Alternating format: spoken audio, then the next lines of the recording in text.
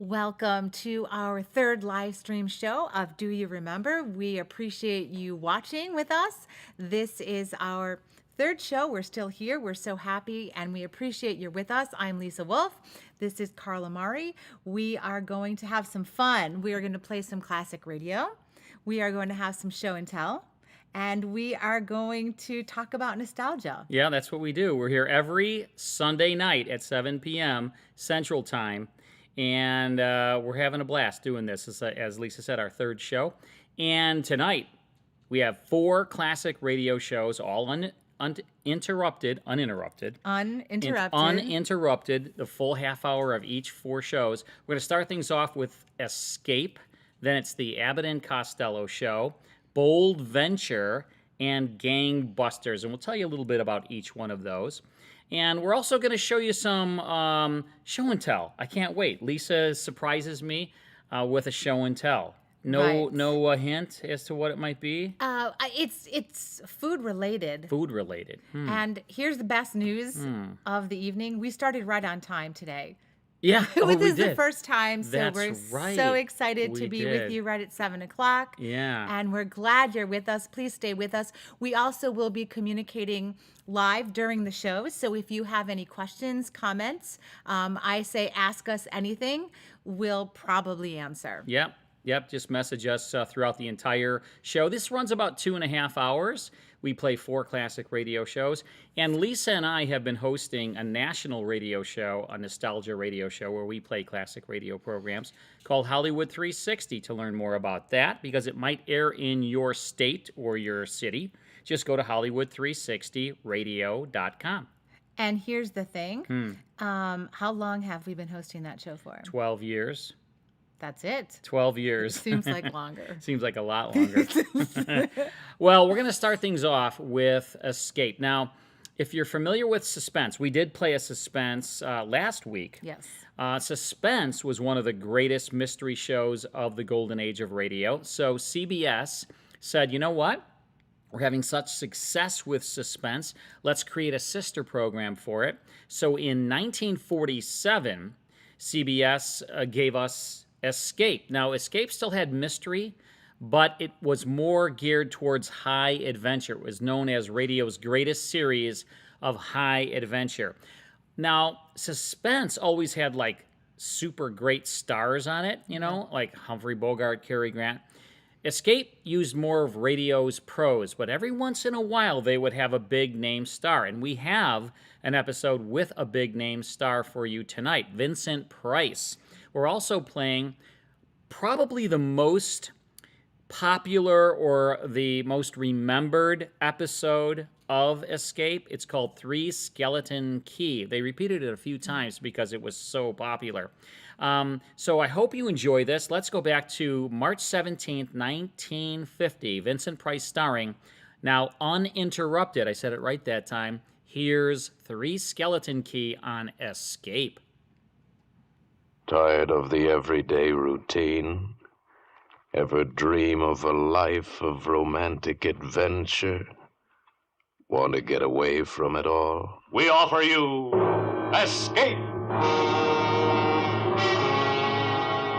Escape, designed to free you from the 4 walls of today for a half hour of high adventure.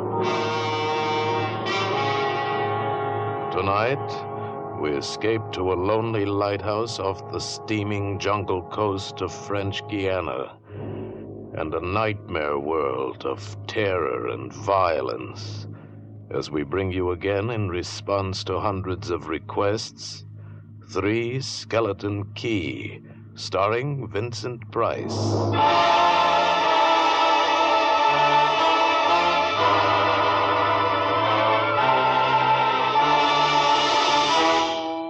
Picture this place.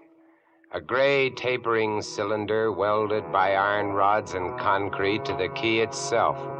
A bare black rock, 150 feet long, maybe 40 wide. That's at low tide. At high tide, just the lighthouse, rising 110 feet straight up out of the ocean.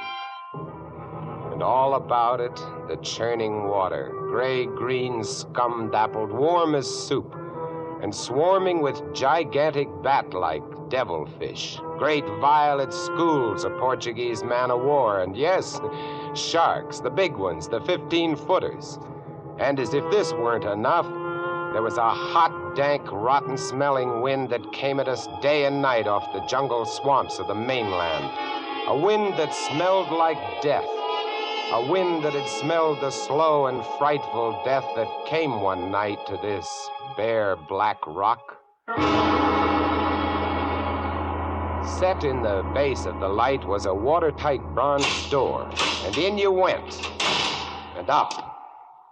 Yes, up and round, past the tanks of oil and the coils of rope, casks of wicks, racks of lanterns, sacks of spuds and cartons and cans, and up, round and round.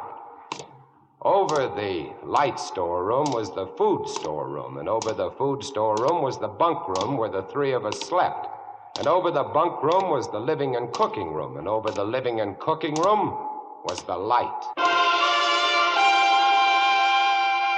She was a beauty, big steel and bronze baby with the sun gleaming through the glass walls all about, bouncing blinding little beams off the big shining reflectors, glittering and refracting through her lenses, the whole gigantic bulk of her balanced like a ballerina on the glistening steel axle of her rotary mechanism.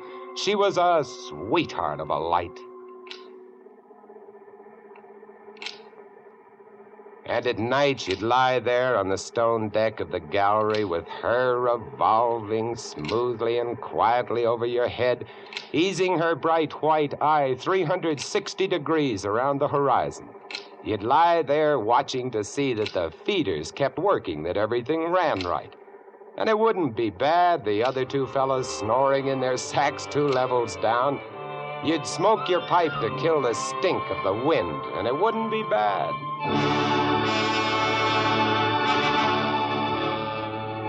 About those other two, Louis and Auguste. What a pair. Louis, he was head man, was a big fellow from the Basque country, black beard, little hard black eyes, and a pair of arms that I tell you, those arms were as big around as my legs. Yes, head man he was, and what word he let go was law. A silent fellow, and although I spent my first 2 weeks trying to strike up a real conversation, the most I could ever get out of him was, Jean, I took up this profession because I don't like people. They want to talk too much. It's quiet work, light tending. Let's keep it that way. You're getting to be as bad as Auguste.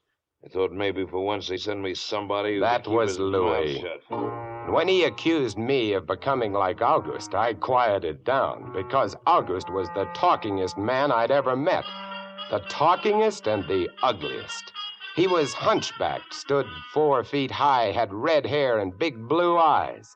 It seems he'd been an actor in Paris. Yes, indeed. Played in over 200 different productions, dear boy, at the Grand Guignol. Oh, but it was monstrous horrible, the way we used to scare the audiences. I was hated. Yes, they used to throw things and hiss and bare their teeth at me. Finally, it got too bad. I couldn't stand it any longer. I gave up the theater. My nerves, you understand. Yes, gave it up completely. I really did. Couldn't stand it any longer.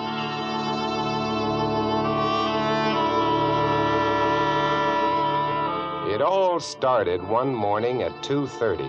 I was on watch, lying on the cool stone deck, pulling on my pipe, staring out at the blackness, the phosphorescent combers, and the big yellow stars, when out of the corner of my eye, I noticed something show up for a second, something the light had touched, far off. I waited for her to come around again, and when she did, there it was. Master, a big one, about a half-mile off and coming down out of the north-northwest, coming straight for us. You must understand, our light was where it was for a very good reason. Dangerous submerged reefs surrounded us and ships kept clear. But this one, this sailing vessel, was coming straight on. I went over to the gallery door and yelled, "Louis! Louis!" Couldn't understand it. I waited for the light to come around again. Quiet! Ship headed for the reefs! Hurry right up! I had the glasses out now. I couldn't read her name, but I could see her quite plainly. All sails set, the foam creaming away under her bow, her beautiful lines. A Dutch ship, I guessed her. But why didn't she turn? Every time it passed, our light hit her with the glare of day. Ship? Where? Northwest. The light will touch her in a moment. Can't they see? Look at her. She just keeps coming on. Yeah, the squarehead. What is it? What is it? Watch northwest. I know what it is. Huh? What? The Dutchman, the Flying Dutchman. We did a play about her once. Oh, what a performance. You ghastly galleon, hag-ridden, curse-driven, must on. Shut and up, on. will you? She's luffing. Yes. Sloppy way to come about. She's derelict, that's it. Derelict? Abandoned. The crew left her for some reason or other. But instead of sinking, she's gone on, running before every wind. She'll not run long. Not with these reefs to break her up. A beautiful ship. Now, why would men leave a beautiful ship like that? She didn't ram us, although we all expected it. But as we waited for the crash, she luffed again, caught some odd gust, and went about. We watched her the rest of those black hours, heeling and rocking, pushed and pulled by every stray wind, every freak current. Watched her until the dawn came, till the sea turned from black to a pearly gray. And on she came again, heading for us. We all had our glasses trained on her now. August, you can kill the light. Right, Chief? She doesn't look so good by daylight. Think she'll ground this time? What? I say, do you think she'll ground this time? Huh? This is impossible. Absolutely impossible. What? Here, take my glasses. They're better than yours. All right. What is it you're... I had to focus, and then my breath froze in my throat. The decks were swarming with a dark brown carpet that looked like a gigantic fungus, but undulating. And on the masts and yards, the guys and all were hundreds, no thousands, I don't know, an endless number of enormous rats. See them? Yes, I see them. Now we know why she's derelict. Yes, now we know. What are you two doing? Here, give me a look. Yes, give him the glasses. Take a good look, chatterbox. Give you something to talk about. She's still heading for us. Yes. She's going to turn. She'd better turn soon. Suppose she doesn't. You mean suppose she piles up on the quay? It's low tide. Yes. Yes, it is. Where's all the conversation, August, huh? Here, want the glasses again? Want another look? No. She's still coming on. Go away. Go away. Turn, will you? Turn, I say, I pray you. Turn! She's creeping up. The rats. Look, on the water. Like a carpet. They're swimming. Sure, they're swimming. Those are ship's rats. But they're swimming for the rocks. The door below. It's open. Come on. Down we went, racing down the stone stairs, taking them 3 and 4 at a time. Scared? You bet we were scared. August, you get the windows. Maybe they can climb. We don't know. Right, Chief. But hurry.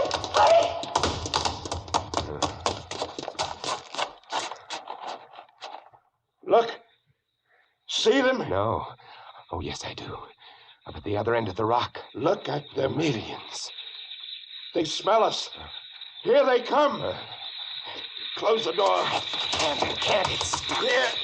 Let me. Oh, move. You move. Heave. Made it. Holy. That was close. One got in. Look, there. Get it! Watch him. He's kicking. He was as big as a tomcat, bigger. And his eyes were wild and red, his teeth long and sharp and yellow. He went for us, starving, ravenous, and we fought him, fought that one rat all over the room. It was, oh, believe me, I do not exaggerate, it was like fighting a panther. Got him. We better get aloft. Yes, we ran up the winding staircase, we passed the tiny windows of the various levels, and at every one was a thick, wriggling, screaming curtain of brown fur. I was ahead of Louis, and I dreaded each successive level. Suppose they had found a way in. Look at them. Will you look at them? It's a nightmare. Will you look at them?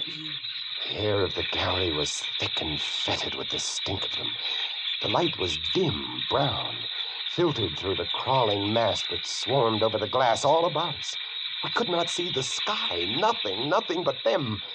Their red eyes, their claws, their wriggling, hairy snouts, and their teeth. The rats. They screamed and howled and threw themselves against the glass. They were starving. And we three, we stood very quietly. Oh, very quietly in the center of the classroom under our beautiful light. And we waited. What can we do? What can we do, Chief? Take it easy, old man. Take it easy. I just can't. It won't do any. Won't do any good to stand here and shake. That's right. That's right. Good boy. We've got to keep calm about this, and here's the light. They don't like the fire, do they? Guess not. Give me another match. You don't like that much, do you? I say? Don't rile them, August. Give me some more matches. I'll strike them and strike them and strike them until they get scared and go away. They won't go away. Not until... Finish it, Chief. Not until what? Not until they've been fed.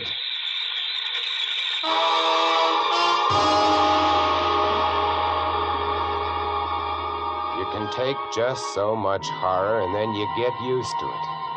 And they were interesting to watch, you know. They couldn't understand the glass. They could see us and they could rush at us, but that thin, invisible barrier held them off, stopped them. From time to time, we caught a glimpse of the rocks below. More rats down there, swarming brown velvet in the bright tropical sunlight. And then the tide began to rise. If only it had drowned some of them. Ship's rats don't drown. No, sir, you cannot drown one of them. They're all climbing up the tower. This bunch around us is getting thicker. Say, what's the time? 6:15. You've got first watch, John. Right. Wake me at 10. I will. Come along, Abbott. It was getting dark. One side of the room was lit a soft, filtered red. Sunset through the rats. Oh, very pretty. I set the wicks, checked my fuel, and then lit the lamps. It caught them. Lit them in their gigantic wriggling web of pale, hairless bellies, twitching red tails, bright eyes. Then I started the rotary motor.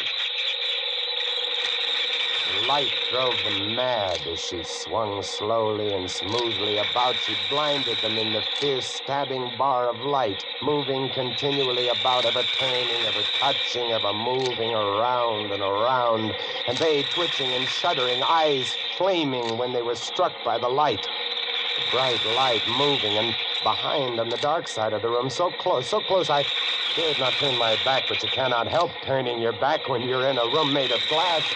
On the dark side of the room, you could not see them, but only their eyes. Thousands of points of blank red light, blinking and twinkling like the stars of hell.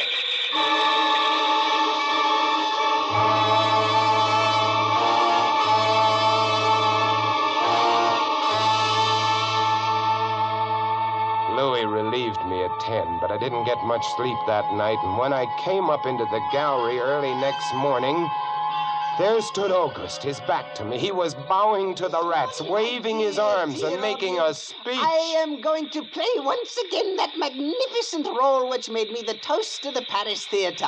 Prelate, the evil genius of the medieval underworld. I am he who did guide the dark soul of the Marechal into the nether paths. Do not be frightened, little children. I will not Kept hurt turning. you. I stood much. staring at him, horror-struck, but he didn't notice me. The man had gone mad. He kept turning, telling his stories to all the rats, leaving no one out. August! August! Ah, another one. A latecomer. Take a seat on the aisle, dear patron. August, Move stop over it, there. stop it. Let the gentleman be But seated. he didn't Come, stop. come. He went on, bowing and scraping to the rats, his big blue eyes rolling and winking, his wild red hair waving about him. I grabbed him by the arms and slapped his face. He looked at me like a child. And then his face screwed up. He looked as though he were about to cry. Go below, go on. Oh, very well then. Later, my dear audience, later. Matinee today. Sure, he was crazy. But I guess we all were. A few hours later, he came back up and caught Louis and me teasing the rats. Yes, sounds horrible. It was fun. We could get right up against the glass and make faces at them. It drove them crazy. They would scratch away trying to get at our eyes. Louis was even cuter about it. He'd pull a piece of bread out of his pocket and press it against the glass. The rats would scramble into a solid ball, biting each other, clustering like grapes. From time to time, a whole knot of them would slip and fall 110 feet to the surf below. Look at the sharks! They're eating them. Yeah, the sharks are our friends. Here, I'll get another bunch together. Here, my beauties. That's it. Pile up. Kill each other. There they go! Auguste joined in, too. Oh, very ingenious Auguste. He learned that if he spread-eagled himself against the glass, they'd bunch and bundle against his figure. Then he'd leap back. Look! My portrait in rats.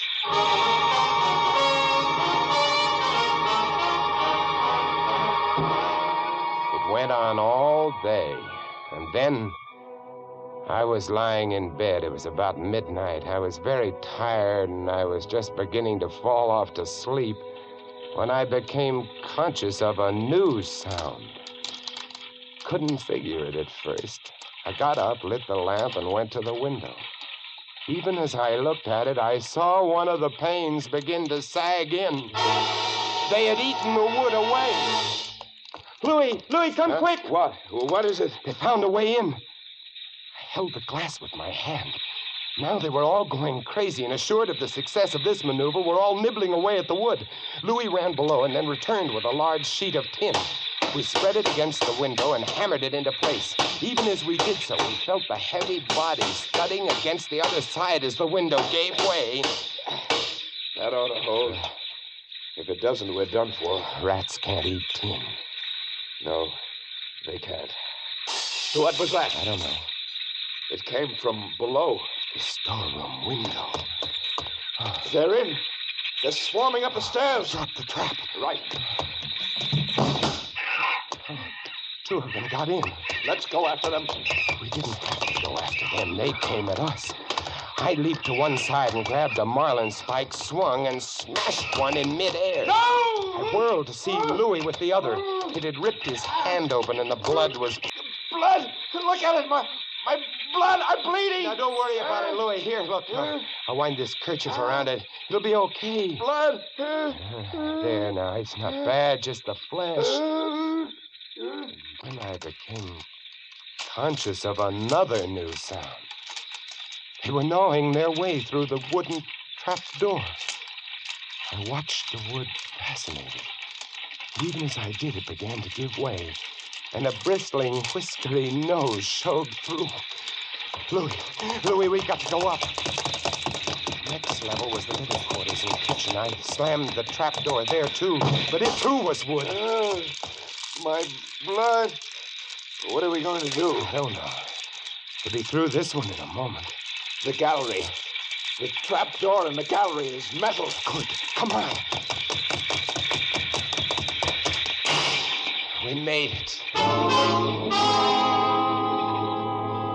We lay across the trap door, exhausted, while below us the rats took over the entire tower. I could hear them howling and fighting over our food supply, our water, our leather.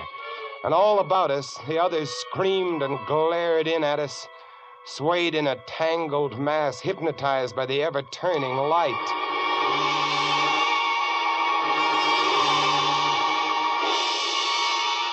By morning, the air in the little room was horrible. Until now, we'd been getting air from the tower below. Now that was sealed off, and so was all our food and water.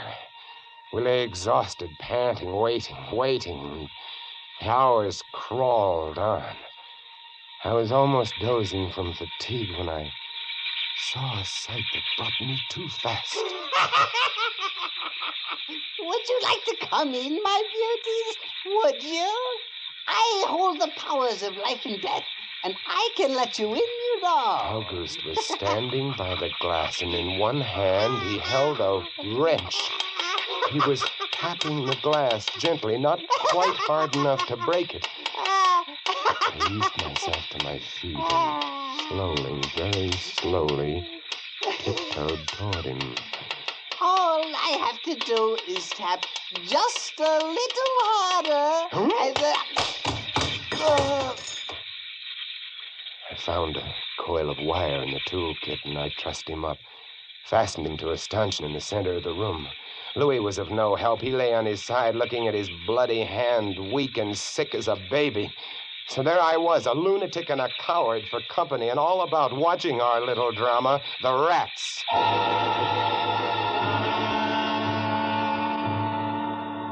The day dragged by.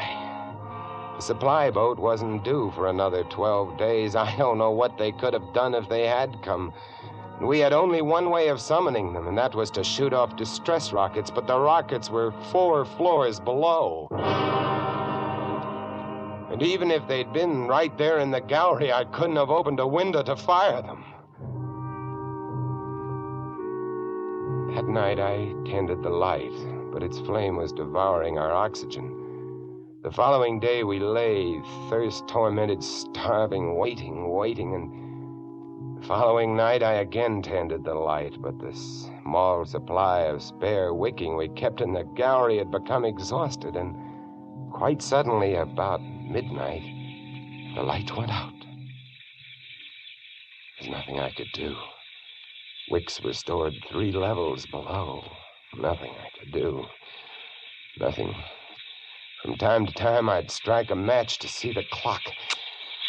When I did, it lit up the million red eyes about us. All about us. Watching. Waiting. Below, it had grown quiet. They'd cleaned us out, and now they, too, were waiting. All waiting. And then the rats, quite suddenly, were silent. And then I heard it.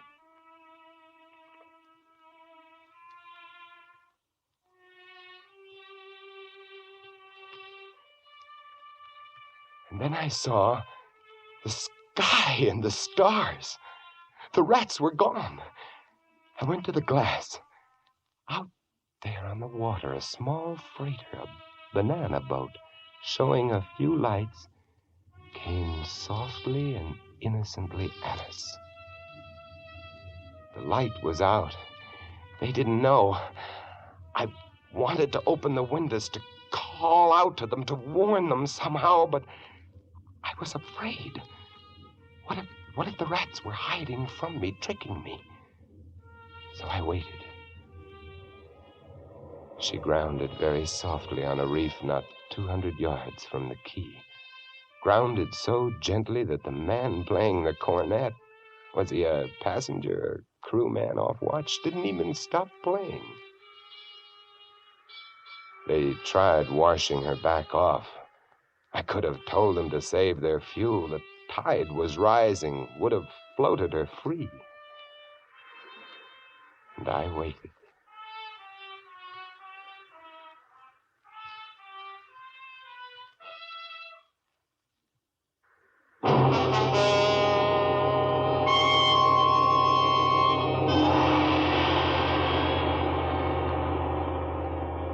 That's all. That's the story. The sun came up and there wasn't a rat on the whole key. Every last one of that terrible army had left us, gone back to sea on their new ship. Auguste, insane asylum, he never recovered. And Louis, they took him into Cayenne where he died of blood poisoning from his bite. Oh, yes. Well, that's the whole of it. And if you'll excuse me now, I must go set my traps. No, mouse traps. No rats in this lighthouse, I should say not. Life in the lights isn't bad, but sometimes when I see a strange vessel approaching, I get a little nervous, sure. Somewhere on the seas, there's a little banana boat without a crew. That is, without a human crew.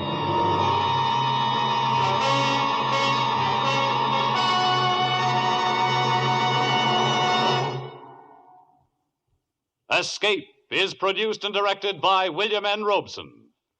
Tonight we have presented Three Skeleton Key by George Tadouse, adapted for radio by James Poe and starring Vincent Price as Jean. Supporting Mr. Price were Harry Bartell as August and Jeff Corey as Louis. Sound effects on Three Skeleton Key, created by Cliff Thorsness and executed today by Mr. Thorsness, Gus Bays, and Jack Sixsmith, have been awarded the Best of the Year by Radio and Television Life magazine. Harry Essman was at the control panel, and special music was arranged and conducted by Del Castillo. Next week, You are swimming for your life in the dangerous waters off the Florida Gulf Coast, about to be smashed by a launch carrying a vicious criminal who must kill you or die himself. And on shore, 500 yards away, the police are waiting to arrest you for murder, and there can be no escape. Next week, we escape with an exciting tale of temptation and death on the Gulf Coast of Florida, as John and Gwen Bagney tell it in Danger at Matagumba. Goodbye, then, until the same time next week, when once again we offer you Escape. A patch of weeds, a boxer's biography, and a mild, lukewarm bath. They're all clues that lead the police of Jackson, Michigan, to a killer in the gangbuster story on CBS this Saturday night. It's the case of the double push, to be heard on most of these same CBS stations this Saturday night. This is CBS, the Columbia Broadcasting System.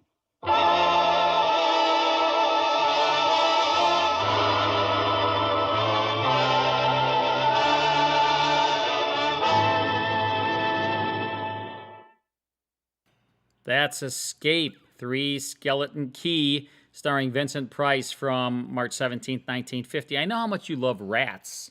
I mean, you know. I have a bunch at my house. Yeah, you have a bunch of rats everywhere. And, Yeah, you know, so I they're thought awesome. it would be appropriate to play a story all about rats in a Great. lighthouse. Oh, Do you live in a perfect. lighthouse, too? I live in a lighthouse, Yeah. and I have rats as a pet. Oh, so nice. that works out really, beautifully really. for me. So is your name Willard? Willard.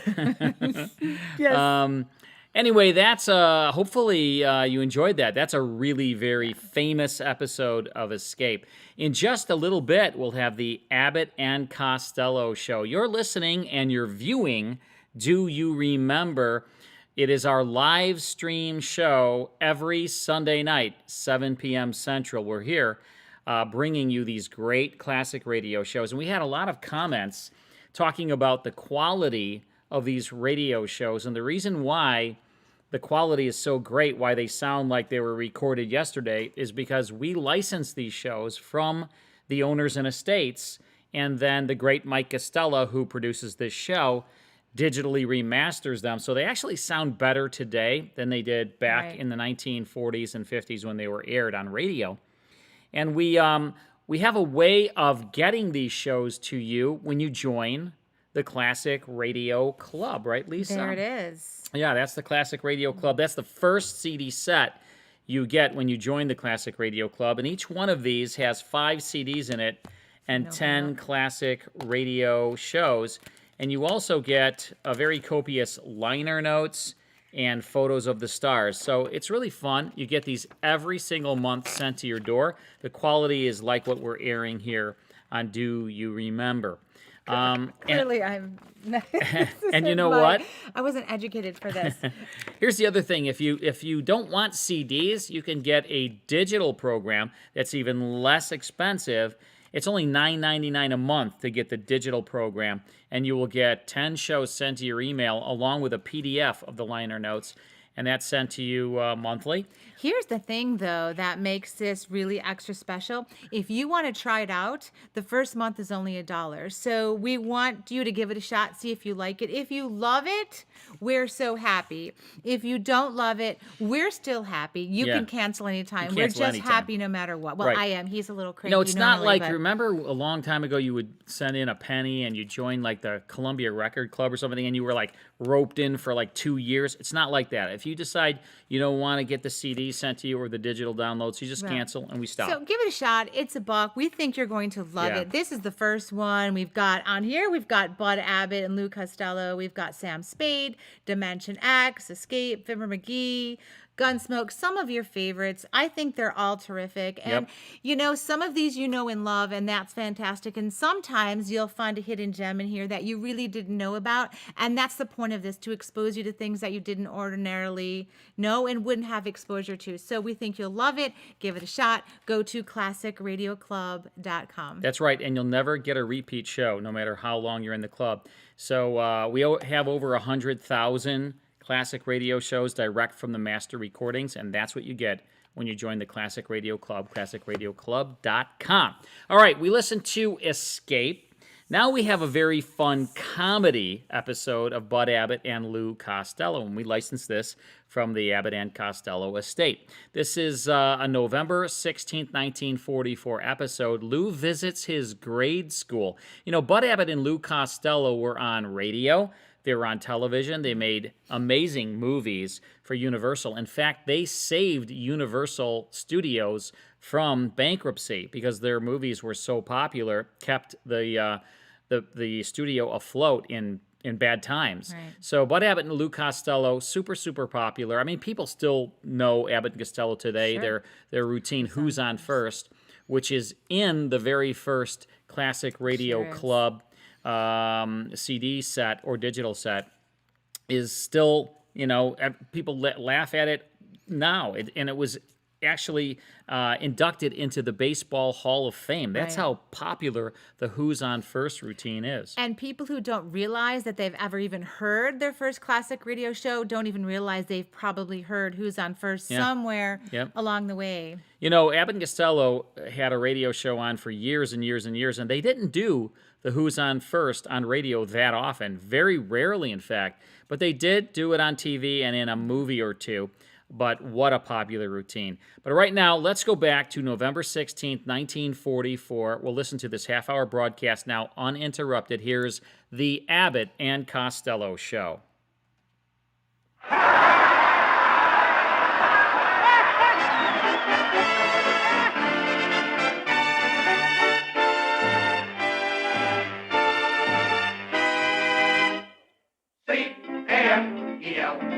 The Abbott and Costello program, brought to you by Camel, the cigarette that's first in the service according to actual sales records. See if your throat and your taste don't make Camel a first with you, too. Find out for yourself. Listen to the great rhythms of Freddie Rich and his orchestra, the swingy singing of Connie Haynes. And that lad whose message loud and clear each Thursday rings into your ear.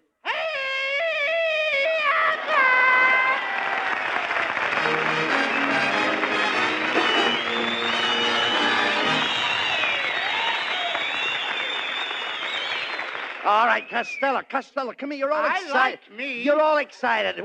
What's the thing you've got there? Huh? It looks like a telegram. Where did you get it? Oh, a fella in a long green underwear gave it to me. A fellow in a long green underwear? Yeah, he was wearing a Western Union suit. Ah, yes, dummy. That was a messenger boy. And that's a telegram. What does it say? It don't say nothing, Abbott. I can't see a thing. Well, you dope. You haven't even opened the envelope. Oh, do you have to open it?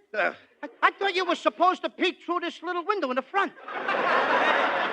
Give me that telegram. I'll read it. Hey, look, Costello. What? It's from your hometown. Patterson, New Jersey? Patterson, New Jersey. Oh, boy! Can you imagine? Look, it says, Dear Louis Costello. Oh, yeah, Abbott. Look Yeah. at the way they spell Louis. What do you mean? L-O-U-S-C. Quiet, That's my hometown. quiet, Costello. This telegram is from your old grade school in Patterson, Public School 15. Oh, boy. Good old PS-15. My old alma mattress. No. No, you mean alma mater. A mattress is something you lie on. I know. I laid around that school for 10 years. What do they want with me, Abbott? Well, the telegram goes on to say, let's see now. We are proud of you, Mr. Costello, and the whole school will greatly be honored if you would come to Patterson this Saturday night and appear in our annual school play, signed by the principal, J. Soil-Off Wallpaper. How do you like that, Abbott? Boy, oh, boy. I knew my old school would send for me someday. Sure they would. I was always the hero of my school. I'll never forget Coach Abel Green. What do you mean? And those kids I played with, Michael Varello. What did they do? Those were the kids. We had a real team, and I was even the captain of the tug-of-war team. Wait a minute. What did you do on the tug-of-war team? I was the second jerk from the end. Yes, but I I can't... don't get that. I don't either. Look, I can't understand why that school would send for you to appear in a play. What do you know about grammar? About what? Do you understand grammar? No, not since she got a new false teeth. No. Even Grandpa can't understand her. Now, Costello, I'm talking about dramatic acting. Did you ever do anything dramatic in school? Oh, did I? I used to get up and I used to excite poetry. You did? Get a load of this little gem, which I wrote myself. Let's hear it. And roses are red, and violets are purple. Sugar is sweet, and so is maple syrup. Come on. Maple syrup, it rhymes, don't it? Well, what about it? But maple syrup, what is that? What is maple syrup? What is maple syrup? Maple syrup is the stuff you put on flannel cakes. Okay, look. No, talk sense now. If you're going to Patterson, New Jersey, we've got to get down to the railroad station right away. Come on. Okay, come on.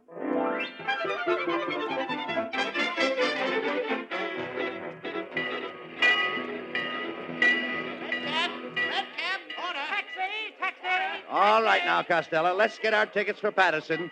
We've got to find a comfortable place to sleep on the train. Oh, I never have any trouble, Abbott. I got a system. I eat garlic before I get on a train. What has garlic got to do with finding a place to sleep? I just breathe in the conductor's face, and he gives me a wide berth. Oh, be sensible. Well, here's the ticket window. I beg your pardon, sir. We're going to Patterson. Could you tell us how the trains run? Oh, yes. There's a big black thing that pulls them, and it goes choo-choo and woo-hoo! This guy's been drinking too much of that traveler's aid.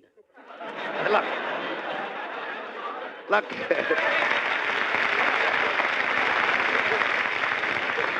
You better let me handle this, Costello. I think I better because All right. I lost my place. All right, never mind that. Now, look, in order to say, Lou, come here.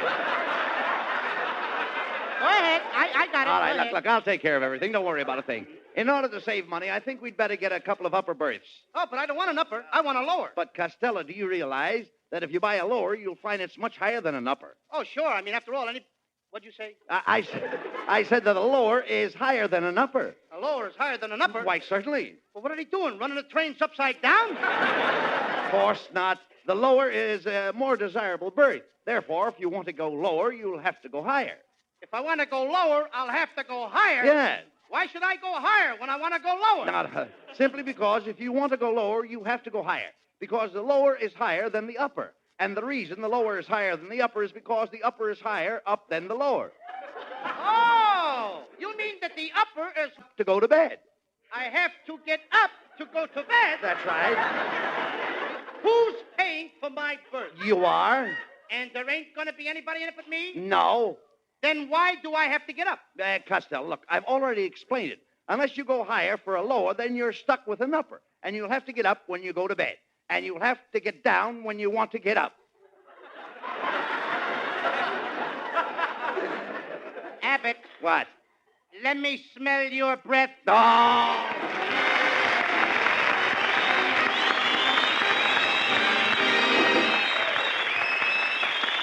Hey, friends, would you like to do me a... Well, I was just about to say do me a favor, but actually I should say do yourself a favor. Or maybe do your throat and your taste a flavor. Let them judge for themselves which cigarette best agrees with them.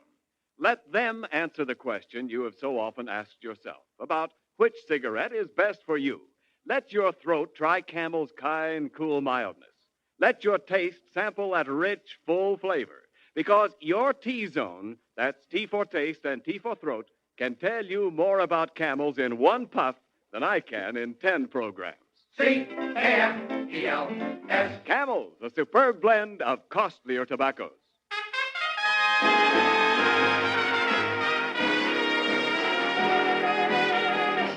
Freddie Rich plays a hit tune of today, but for many of you, it is also a hit of other years. Freddie revives Sweet and Lovely.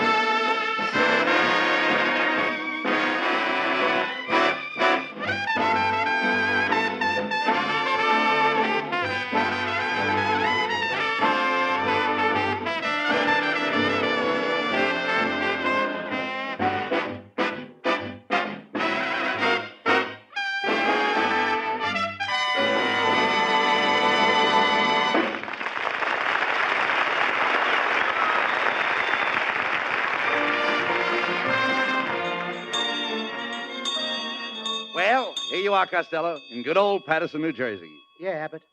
And here's my old school. Do tell. PS 15. As I stand here looking at this whole building, I think of the happy days I spent here as a boy. How long did you go to school, Costello? You mean counting kindergarten? Yes. 1 year. Well, come on, let's find the principal's office and see what time we start rehearsing for the school play tonight. Hey, what do you mean? What time we start rehearsing? Not we, me. This is my old school, not yours, Abbott. What do you mean? I'm going to do this play all by myself. I don't need your help. Oh, how can you say that, Costello? Haven't I always given you the best of everything? Why, last Sunday when we had a double date, I gave you the best girl. What a slick little number you had. Slick number is right. I bent her back in my arms and her hair slid off. All right, look.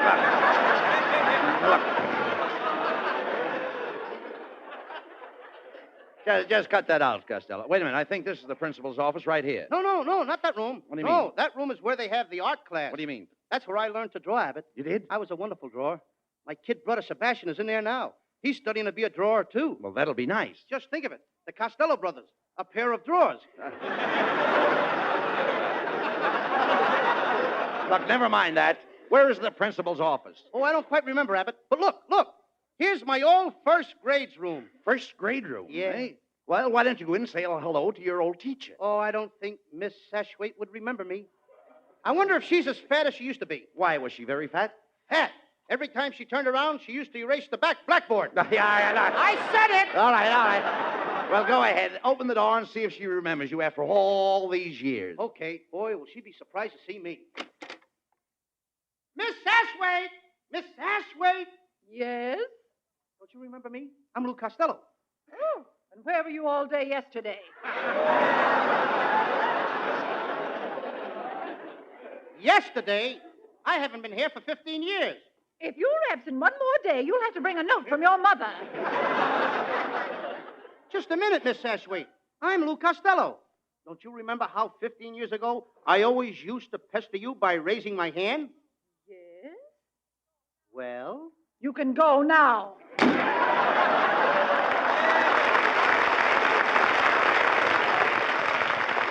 Gee, Miss Sashwaite. Gee, she's changed. I remember when she used to keep me after school to spank her erasers. All right, look. Come on, Costello. Here's the principal's office right over here. And you'd better let me talk to him. He's a very brilliant man. Go ahead. How do you do, sir? Are you Professor Wallpaper, the principal? Yeah. Oh, you can always tell a Harvard man. Professor, I understand you want Costello to appear in your school play tonight. Yeah, just a minute. I got the telephone tangled in my yo-yo. Now, if you fellas are looking for the rehearsal of the play, it's right in the next room. Oh, all right. Come on, Costello. Oh, I love janitor and the fourth grade teacher. Oh, this is ridiculous. Can anybody tell us where they're rehearsing the play, please? Right in the next room. Just ask for the English. Well, she won't marry him when he's drunk, and he won't marry her when he's sober. Yes, teacher, I'm a dandy. Kitzel, don't tell me that you're teaching in this school, too. Yeah, could be, yeah. You know, I'm devoting my whole life to teaching the little kiddies how to speak perfectly the King's English. Yes, I went to one of the most famous colleges in England. Eton? Yeah, eating and drinking. I had a wonderful time. I was in... Look, Kitzel, I understand you're directing the school play tonight. Yes, sir, yeah, my friend. You know, my whole family was dramatic coaches.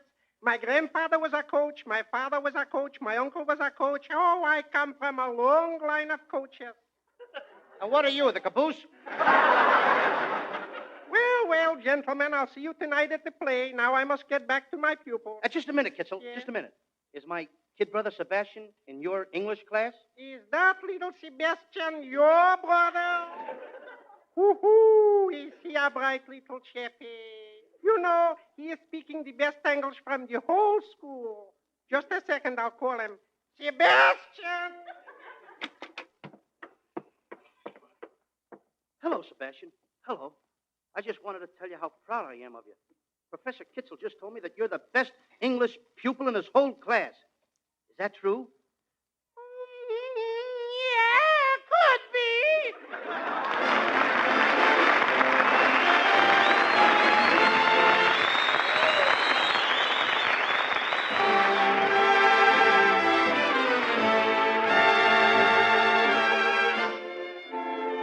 Lovely Connie Haynes and a lovely song together.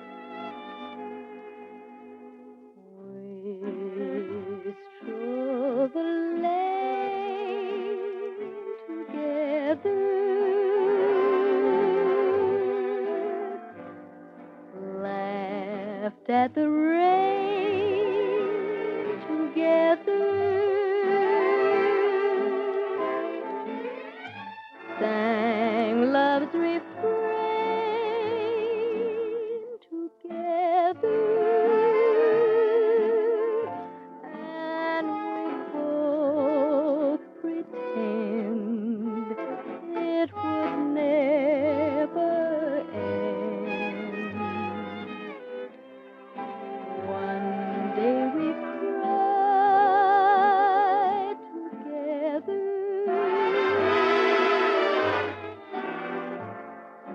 cast love aside together. You're gone from me,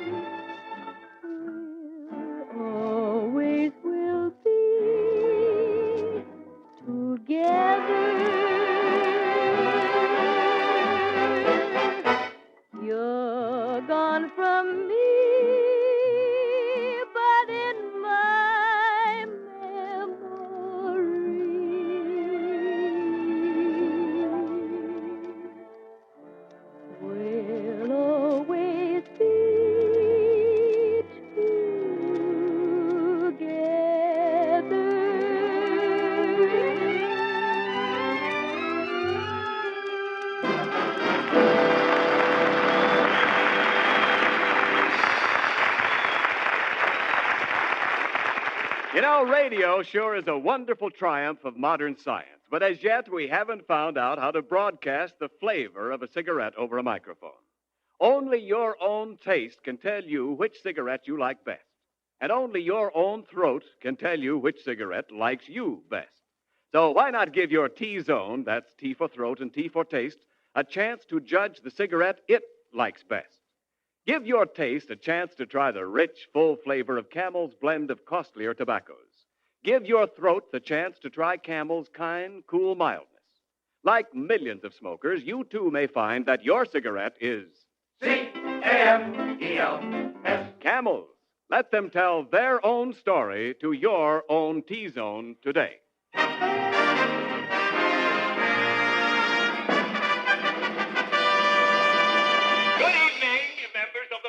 And Teachers Club of Patterson, and all you dirty, dear little kiddies.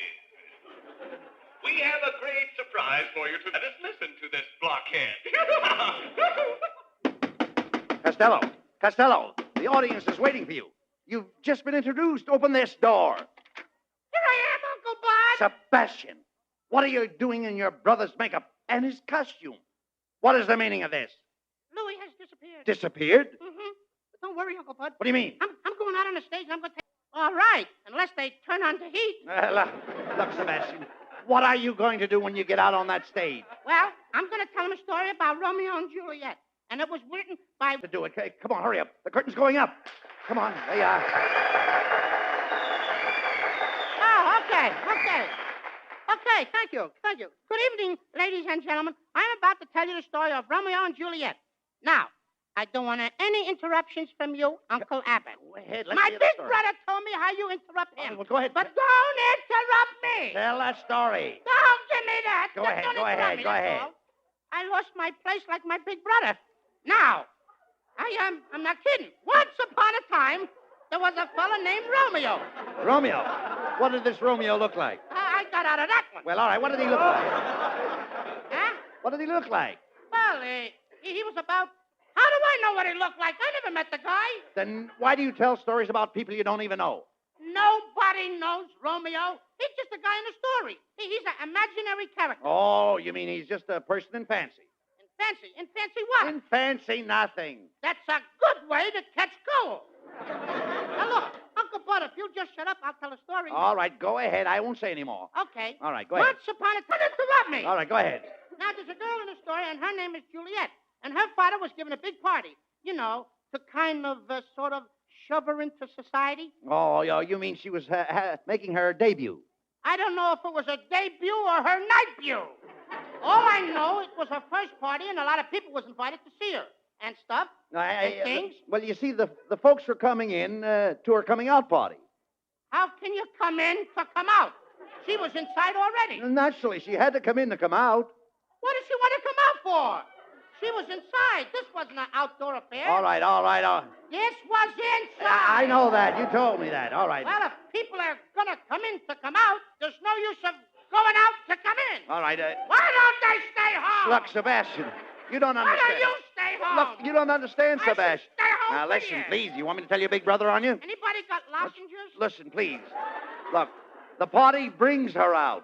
The party brings her out. That's right. Why should the party bring her out? What did the little girl do? No. The party didn't even start, and some guy right away wants to drag her out. No, you don't understand. Why don't they again? All right, go on with the story. Well,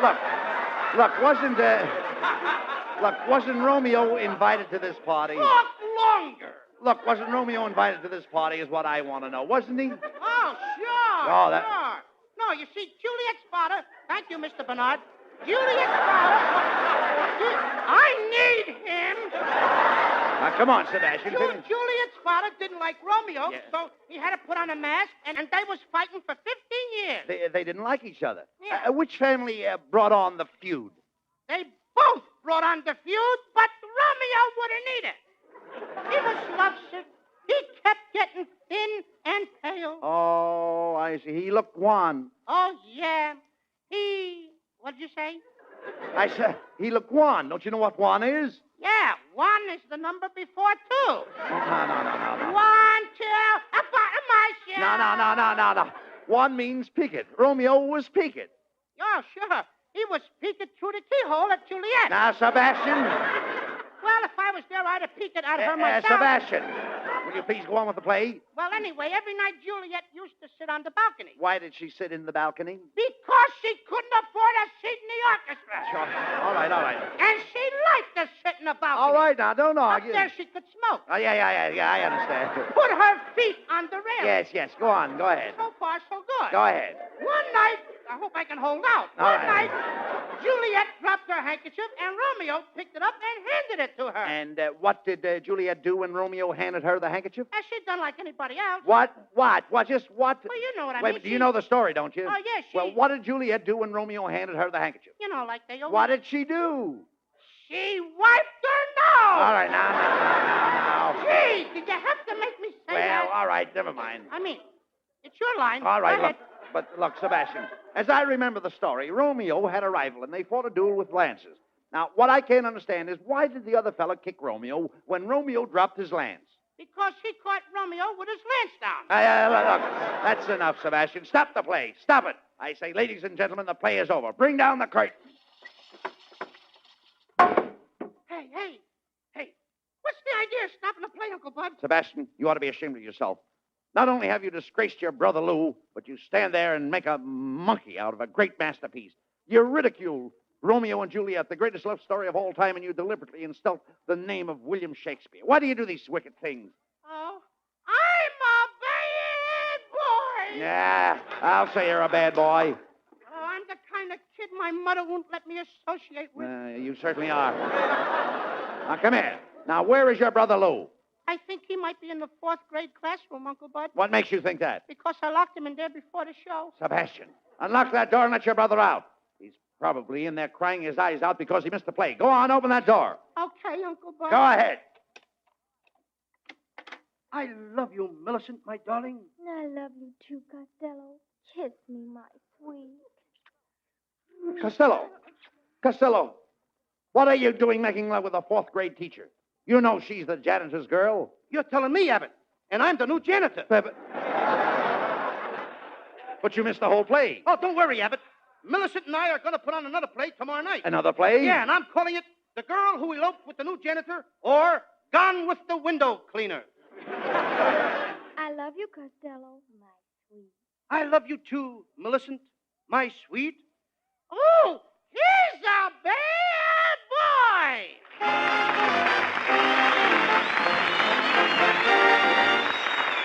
Abbott and Costello will be back in a moment.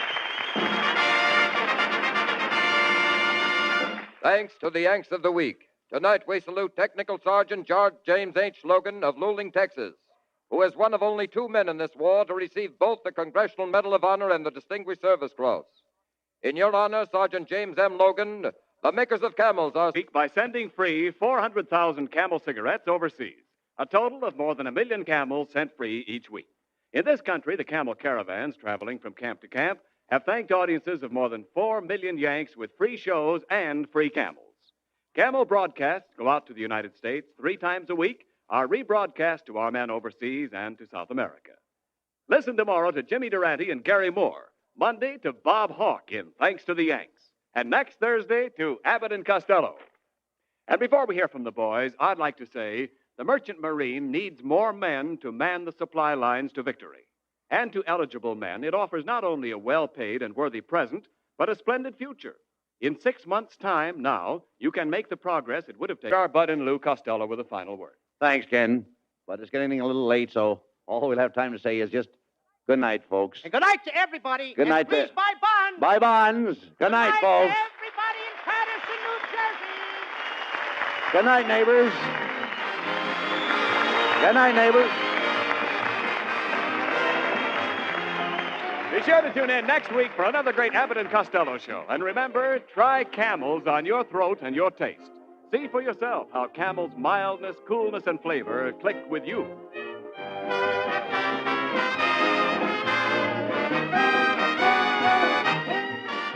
If you are a hermit living in some lonely cave, don't listen to this, because you're one of the few men in the world who can pack his pipe with any old tobacco he pleases and get away with it.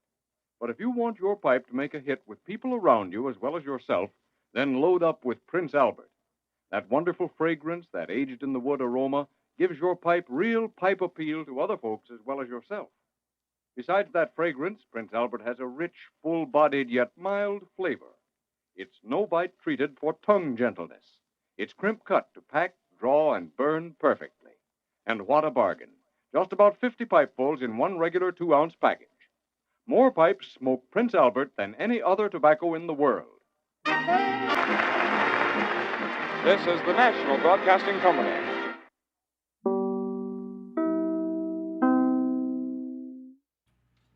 That's the Abbott and Costello Show, broadcast November 16th, 1944. Lou visits his grade school. Sponsored by Camel Cigarettes. We don't want you to... Are you a big smoker, Carl? No. We don't want you to smoke, but there was a lot of cigarette sponsors back then. Yes. You know, a real funny little tidbit about Bud Abbott and Lou Costello. When they were in vaudeville, and they were huge in vaudeville, and people could see them, they could tell who was who, you know, in the routines. Right. But on radio, when you couldn't see Bud Abbott or Lou Costello, their voices were about the same octave pitch. And so audiences were having a hard time differentiating who was Bud, who was Lou. So they decided, we better do something about that. So Costello raised his voice, and Bud Abbott lowered his voice. So when you hear them on radio, they're actually doing a little higher, a little lower voice. And then they just stayed with that in the movies and on television as well. Maybe that's what we're doing. You know, are you lowering? Because normally it's a lot higher. Should I raise mine or lower it? I don't think you can lower it. I could lower mine. Yes, as low as you can I go. could lower it. All right, so it's time for show and tell, right? By the way, this is Do You Remember? I want you to know what you're watching. Do You Remember? Every Sunday night, 7 p.m. Lisa Wolf, Carl Amari. We host a national radio show called Hollywood 360, where we play classic radio, and this is our live stream show for Do You Remember? We love to remember, and that's what we're going to do right now. So I remember going to my local Woolworths. Did you go to Woolworths? Oh, my gosh, Woolworths, yes, right? yes. Okay, and what did I like to buy at Woolworths? I'm going to share that with you. Yeah, okay? A Bentley. A Bentley. Yeah, or, Lamborghini. Or some paraffin wax mustache for you. Wow. And I've got some lips What's for me. this called? Paraffin wax? This, what? I'll tell you, this is made of paraffin wax. You can show it in the camera a little bit. And we can see. It smells good. Smell it? It does. Yeah, it smells really good. It has. Where did you get this? Well, so I found a nostalgic candy store. I was in Nashville over the weekend. If anybody's ever been in Nashville, you'll know exactly what store I'm talking about, right on Broadway. So these are made of paraffin wax, and they were invented by the American Candy Company in the early 1900s. Now, I would put this on, but then I can't talk. Okay. They were intended to use as chewing gum. Yep. Really? But people did not seem to take it that way. Instead, they would discard it when they were done. So that just sort of went away. But you are welcome to chew it if you choose to. Yeah. Do you remember the other ones? They're the vampire ones. Yeah. With the blood on them. And there's also the ones with the protruding buck teeth. Yeah. You don't have to do that. You got that. That's a really good look, right? Is this a good look? You You ready? done. That's a good look, right? Let me see it again. No, it's all okay. right. 2 times is the charm, not 3. 3 times a lady. I like this. So these were the most popular during the 1970s. They do sell them today, but only at very nostalgic special stores. So that is yours to keep. Really? Yes. You don't want this back after I've had it in my mouth? No, but I want you to chew it up before you discard it. You don't have Actually, to do it. I'm going to wear it because I don't have enough male hormones to grow a mustache this thick. You know, I So was I'm just going to go there, but I decided I'm that just going to wear this be like here. this. There you go. Oh, you know what? That's good, Lisa. Really, really good. So I hope that you enjoy these. It's a little bit of the past, Yeah. and we'll bring Woolworths back in style here. So do you guys and gals remember these? Did you have these as a kid? Message us. Let us know. And did you chew them up? I Because chewed these I'm a like little gum. afraid. Yeah. I think I was wearing it upside down. Here, You might this is have. the right way. Yeah, Here. you might have. Those are some big lips there, Lisa. Some people like big lips. Yeah, Carl. look at my big mustache. Huh? Nice. It's like Snidely Whiplash. Remember That's right, Snidely of course. Whiplash? Those are like the handlebar mustache, right? Oh, man. All right, So, well. a lot of fun. You know what? It's time for another classic radio show. We have Bold Venture for you now. Now, Bold Venture, okay, starred Humphrey Bogart and Lauren Bacall. Now, they were a sort of a power couple back then. They were married in real life, Humphrey Bogart and Lauren Bacall. They met while working on a movie, you know, and they were like, let's get married, right? No. Well, no, not you. You're already married. I know. I'm And, just clarifying. you know, I don't think that's what happened with them. They were No. they were and fell in love, and Right. all of a sudden they were this power couple in Hollywood. Well, guess what? All these radio producers were like, "We want you to star in this show or that show," and so Humphrey Bogart said, "Let's form a production company." So they did. Right. Santana Productions was the name of his radio and later TV production company. And they created a series called Bold Venture. And he owned, he was Slate Shannon. He owned a hotel in Havana. He also owned a boat by the name of Bold Venture.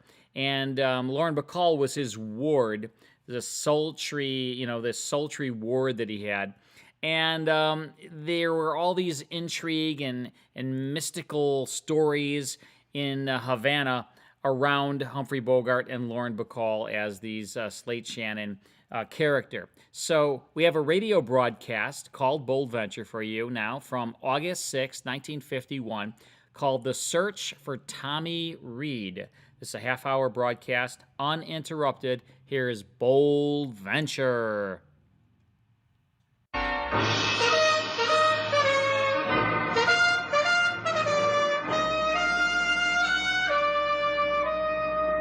Bold Venture. Of tropical Havana and the mysterious islands of the Caribbean. Bold Venture.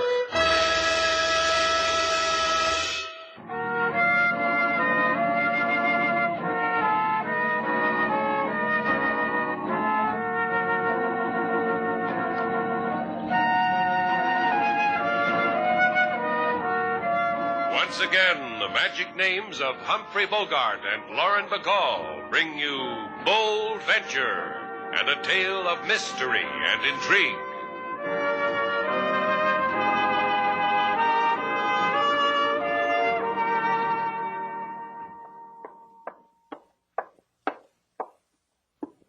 Slate, wake up. Come on, wake up. Go away. I'm in the middle of a dream. Tell her you'll meet her around the corner at 8:30. Come on your feet, mate. Sack time's over. Look, sailor, never walk into a man's office while he's in the middle of his siesta. Get up. You've got a visitor in the lobby. Have him sign the register, give him his key, carry his bag to his room, then maybe he'll tip you. Bye, sailor. It's a lady. Young? Pretty? Beautiful? I didn't ask her. That's good. Now I can find out for myself. Hey, get me out of this mosquito netting, sailor. Why should I? You look better with a veil. Come on, the girl's practically in a swoon now. I want to watch what happens to her when she finally meets you. Yeah, me too. In a swoon, huh? Right in the lobby, huh?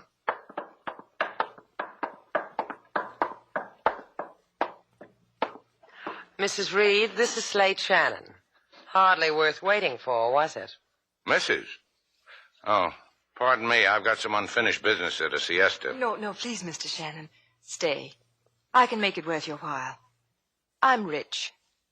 That's why I'll pay you $1,000 to find my husband. Oh, please, Mr. Shannon. Find him for me.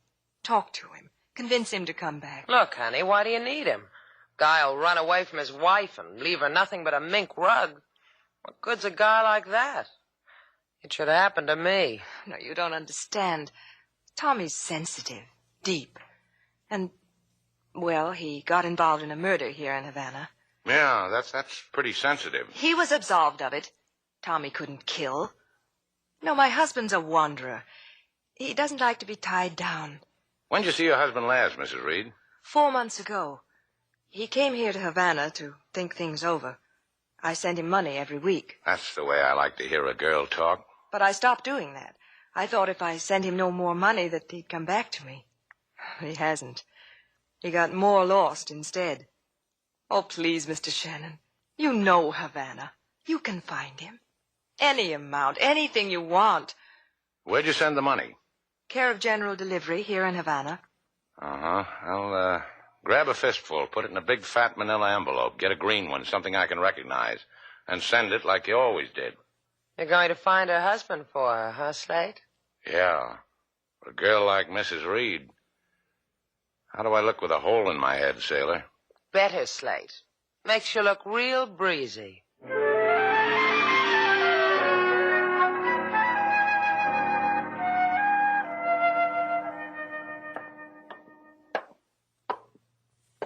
Can't you hold your head like that, Bailey, when I'm sketching? Oh, that's it, just like that. Ah, you've got an interesting face. Gee, Ross. What? You still think about it? I do. I never thought I'd grow up to kill a man. I remember in high school, I couldn't make up my mind what I wanted to be. A drifter who killed. Forget it. When Tommy Reed, that rich dame's husband, stumbled into my joint in Havana, all we were going to do was roll him. That's why you slipped a gun in my hands, huh? You're not so dumb, Bailey. I figured you'd figure that. For instance, switching identity with Tommy before the cops came. Then telling them the dead man was Ross Moore, me. He tried to hold up the joint, and look what happened, copper. Because I read the papers. Yeah. Because right near Little Orphan Annie was an item about how a guy named Tommy Reed had run away from a rich wife. How come no more money from home? Tommy's wife ain't cutting you off, is she? Maybe I'll type her another letter. Sign Tommy's name again. Because you're a big artist with the hands. Do it, kid. I don't like it here in San Vicente. I don't like this cafe I'm running. Well, get money, kid. Or look over your shoulder before you turn your back on me.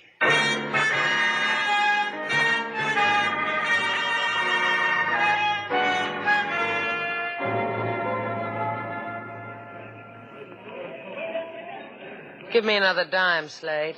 What for? I've been playing the stamp machine. Haven't lost yet. Come on, the dime, while I'm still ahead. Yeah, that's what I like about you, sailor, the way you run amok in the post office. What else is there for a girl to do in a post office? That's a question. All right. I got a special delivery for Slate Shannon. So kiss me. You just stand there and hold the pucker, sailor. A skinny little man just walked away from the general delivery window with a fat green manila envelope in his skinny little fist. You got a heavy load, Chico. The way you say it through your thin mouth, senor, scares me. I'm a scared easy man. Ask anybody. You catch on quick, Chico. The envelope, hand it over. You're a plainclothes postman, senor? Give it to me. Because I do not want to make a scene. I am also a do not want to make a scene man. Take it. He's heavy for me anyway. You're doing great, Chico. Now tell me, how come you pick up an envelope addressed to Tommy Reed? Because Tommy Reed pays me to do such things for him. I'm on his payroll, senor. You going to stop all that loveliness by jacking me high? I'm in the mood to run your errands for you. That's all, Chico. Your mood will carry you maybe 70 miles, senor, to the Cafe Estrella in San Vicente. Have a nice trip. Thanks. That's where I find Tommy Reed? Oh, see, you love it in San Vicente, senor. People go around with thin mouths all day, like you. It's very scary. Thank you. For what? For not beating me to a pulp to rob me. Hate that pulpy feeling. Thank you. Goodbye. I don't believe it. Sailor. Right in back of you, Shannon. I watched the whole thing. Thrilling, wasn't it? Come on, sailor. The mail goes through tonight.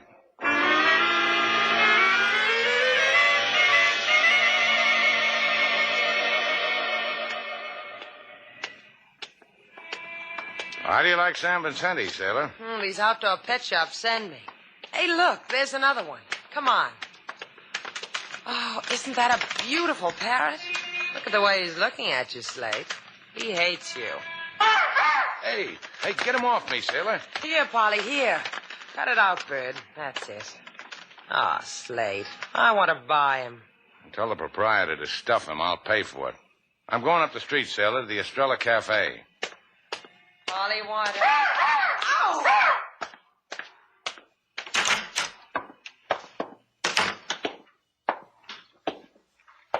Hi, mate. What's your pleasure? Tommy Reed. Is he around? Tommy Reed, huh? Gee, there's a name I haven't heard since... In fact, I never heard of it. In case somebody introduces me to Tommy someday, who shall I say asked? Slate Shannon. Gee, mine's Bailey. You say Tommy Reed, senor? I'll take a walk for yourself, Loopy, before I... Before what, senor? Nothing.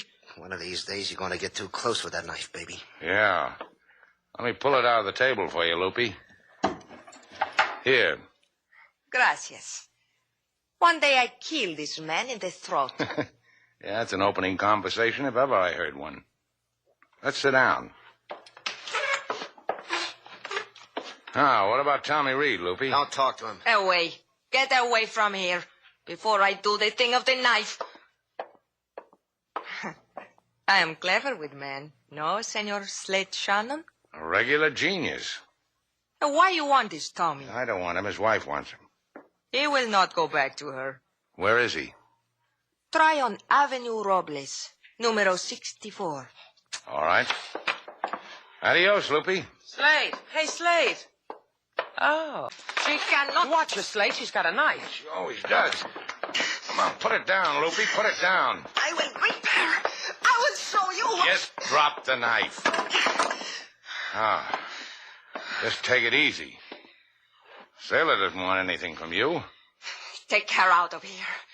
Go. Yeah. Before I... Yeah, I know. The throat. Well, let's go see a man about a wife, sailor.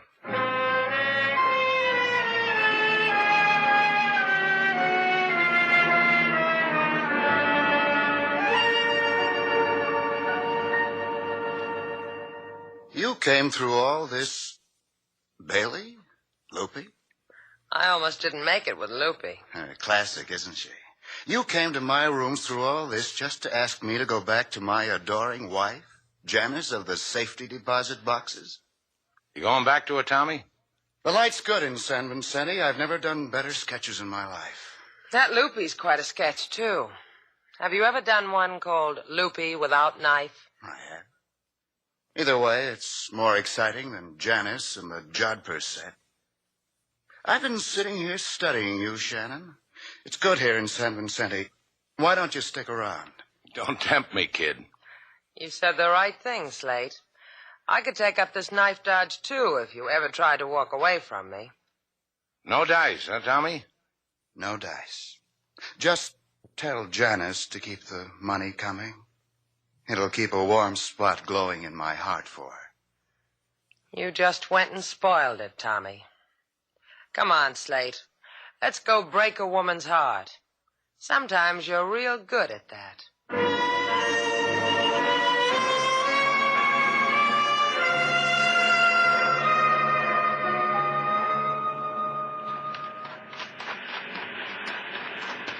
Miss Reed. Hey, Mrs. Reed. They told me at your hotel you were out here on the beach. Oh, did you find Tommy? I found him. Is he all right? Sure, he's fine. We had a nice talk together. What did he say? Well, he said he didn't want to. Hey, wait a minute. Look, up there. What? There's a man up there. He's waving to us. Oh, I wonder why. Do you know him? He's too far away. I can't make him out. Hello! What did Tommy tell you? Did he say... Watch out. He's got a rifle. Duck. Oh. Oh. You all right? Oh. Mrs. Reed. Now, you'll never know that Tommy won't come home.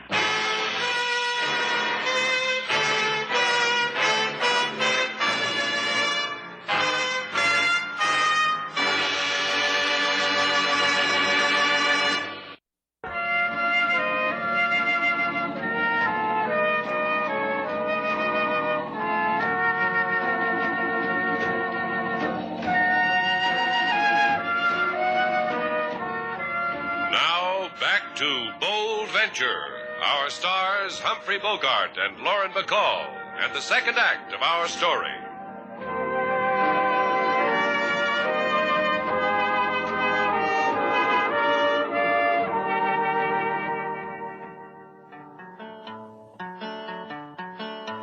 Mr. Shannon, he journeyed to San Vicente in behalf of a lady young and pretty, to find a man who is loose in foot, cannot find a place to root.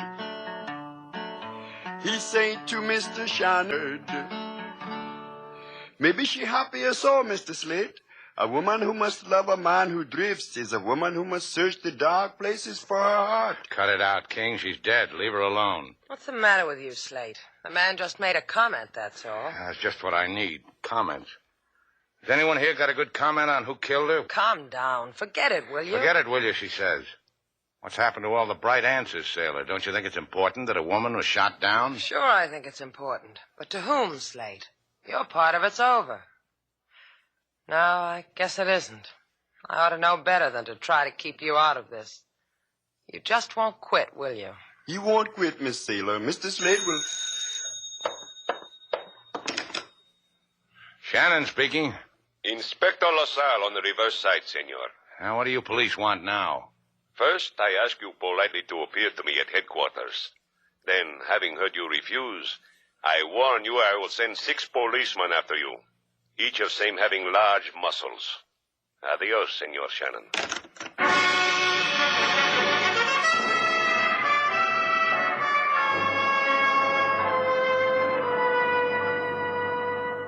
You look thoughtful, Senorita Duval.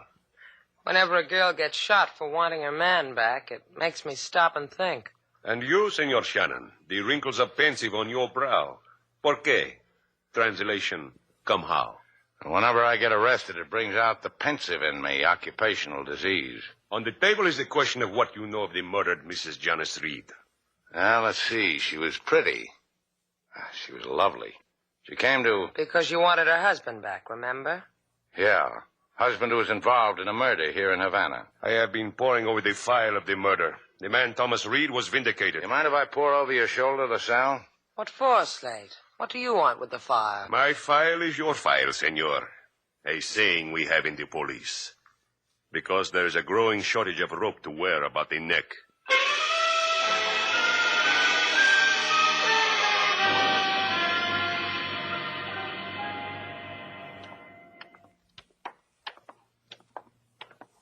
You read a police file on an old murder, and we find ourselves back in San Vicente. Why, Slate?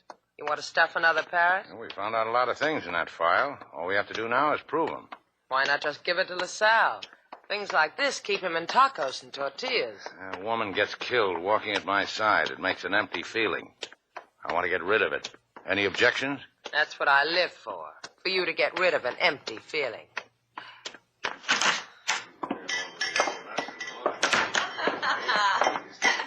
Well, look who's here. The Goodwill tourists. What's the matter, kids? You looking for another husband? You never have that trouble, do you, girl? Where's Bailey? He sleeps upstairs in his room, spinning a swizzle stick. Makes him too tired. Loopy fixed something for you, Slate Shannon. Just Tommy Reed. Give me a fix on him. You come to insult me. You come to tell me he gone from me many hours. To tell me a thing I know. Slip the knife back into your garter, honey, and I'll tell you where he's gone. You know where Slate Shannon? Tell me. I go to him. I slice him. No, I don't know, but I know where I'd go. I'd go back to Havana to claim my wife's body, weep a fat tear, get her fat insurance money so I could live good. Get rid of Loopy. Hey, maybe that's what he did. You lie. The knife looks better where you had it, Loopy. Believe me. Come on, sailor, let's disturb a man's rest.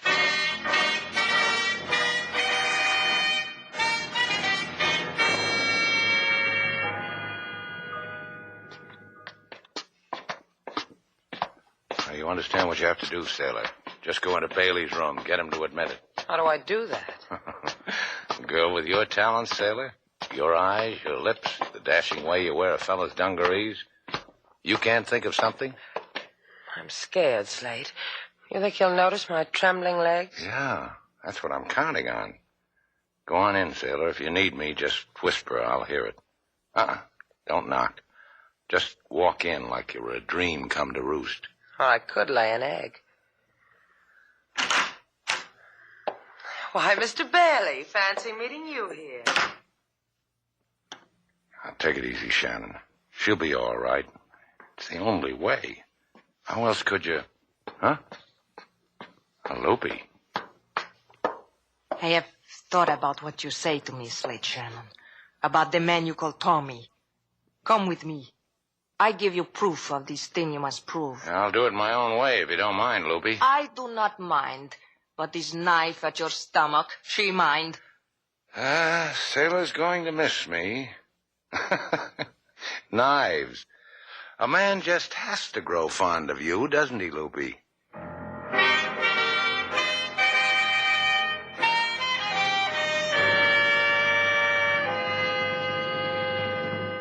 Can I mix you something, honey? If I said yes, you'd have to get up and walk away from me, Bailey. Oh, poor you.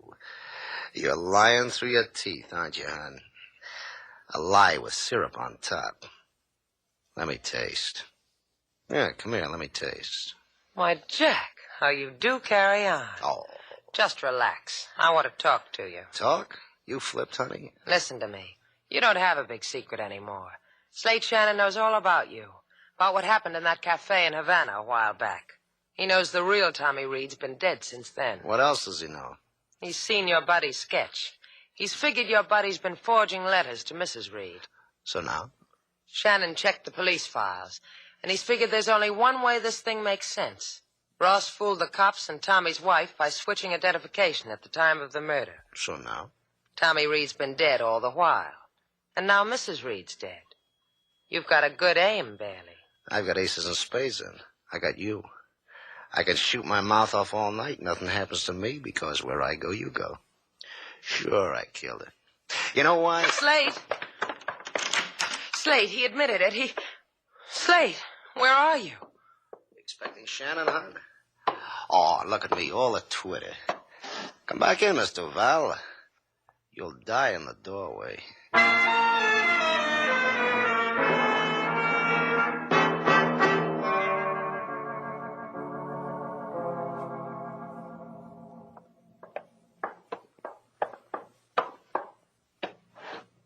In here, Slate Shannon. Open the door. Maybe the folks at home are practicing a rumba. Shouldn't we knock? Whose place is it? Mine. Open. Inside. Andale. I've heard that when a host holds a knife in his guest's back, it just isn't hospitable. The knife is to sharpen your hearing. Oh, you're going to tell me something. Todo. All. Everything. You could have saved yourself the trouble, Loopy. I know Toto, all, everything. That Tommy Reed isn't Tommy Reed, that his name is Ross, all of it. Now you can take that knife out of my back. No, I cannot. I do not know whether to stick you or no. I have not made up the mind. Let him alone, Loopy. Ross! Oh, Ross! That. I like you, Ross, but you killed a man 4 months ago. What's that between two guys like us? Let me kill him. You got yourself quite a kid here, Ross. Yeah. Protects me like anything. Man gets so he looks forward to that. A man gets a lot of ways. You, for instance. I can understand how you might have killed another man, but Mrs. Reed, why her? I didn't like that part of it either. My Ross hurts no woman. Bailey, Pig Bailey, he shot the senora. I envy you, Ross. You've got friends all around you. Even a guy who kills for you so you can inherit a fortune. Bailey likes to do things for me. And Loopy, too. Let me do it, Ross. Let me kill him. Shut up. It's between Slate and me. You got yourself into a thing here, Slate. It poses a problem. If you walk out of here... Having a party, kids? Am I invited? I'm invited. What'd you do with Sailor? I tied her to an ironing board, and I tied the ironing board to a door. She'll keep. What do you want, Bailey? Why the gun? How come everybody in Cuba suddenly knows what happened to my cafe in Havana 4 months ago? They're talking about what you did to that woman on the beach, too, which washes us up, Bailey. Outside. Washes what up? You're not brushing me. You're going to get all that money, and half of it's mine. More if I want. Keep away from Ross. Keep away from him. Pig! I told you. You. Pig! The knife teaches you. No hands on Ross. You! This gun! Lupe. Ross. Hold me. Hold me. I do not want She's dead, Slate. I'll carry you, Lupe. And put you down. Here. Sleep well, Lupe. I don't think she'll like knowing she died the same time as Bailey. Never say that many words after the dead, Shannon. Well? Well, what? It's you or me. One of us have got to walk out of here. Yeah. You or me. You're good, Slate. Could be better.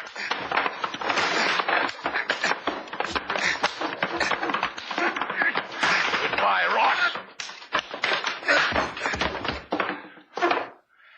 Yeah. Goodbye. You fight a good fight, but killing softens you up. It's all over.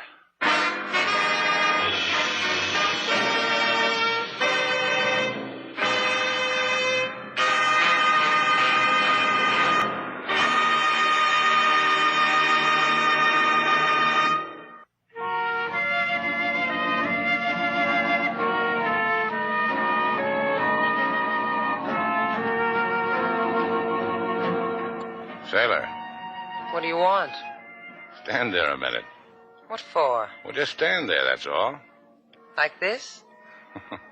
That's right. Don't laugh, Slate. 3 hours on an ironing board will do that to you.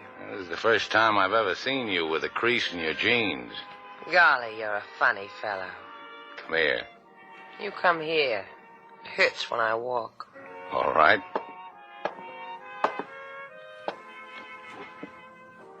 You like that? Poor, defenseless girl. Yeah, well, next time, tell him to pour starch on you, sailor. You wrinkle too easy.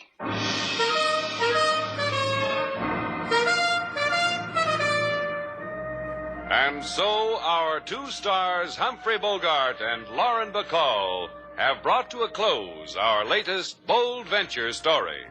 Special music was composed and conducted by David Rose.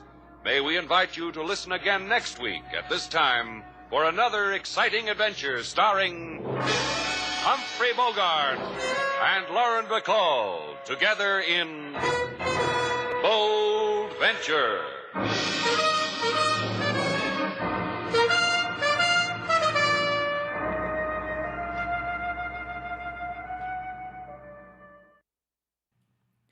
That's Bold Venture, starring Humphrey Bogart and Lauren Bacall in The Search for Tommy Reed, broadcast from August 6, 1951. That was a syndicated program by Frederick W. Ziv. He was a big radio syndicator, and he lured Humphrey Bogart and Lauren Bacall to this series, and then Humphrey Bogart's company, Santana Productions, produced it.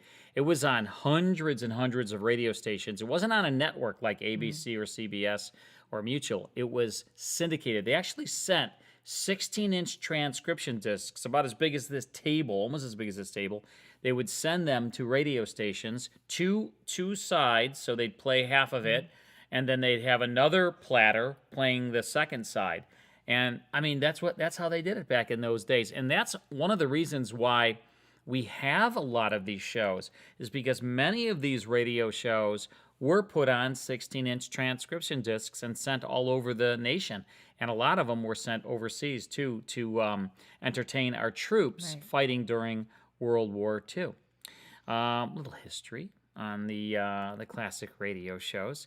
You are watching and listening to Do You Remember? We're here every Sunday night, 7 p.m. Central, for about 2.5 hours, playing 4 classic radio shows for you each Sunday night. Right, Lisa? Right. We also have a radio show. It's called Hollywood 360. We are on for 5 hours. Not all the radio stations carry the full 5 hours.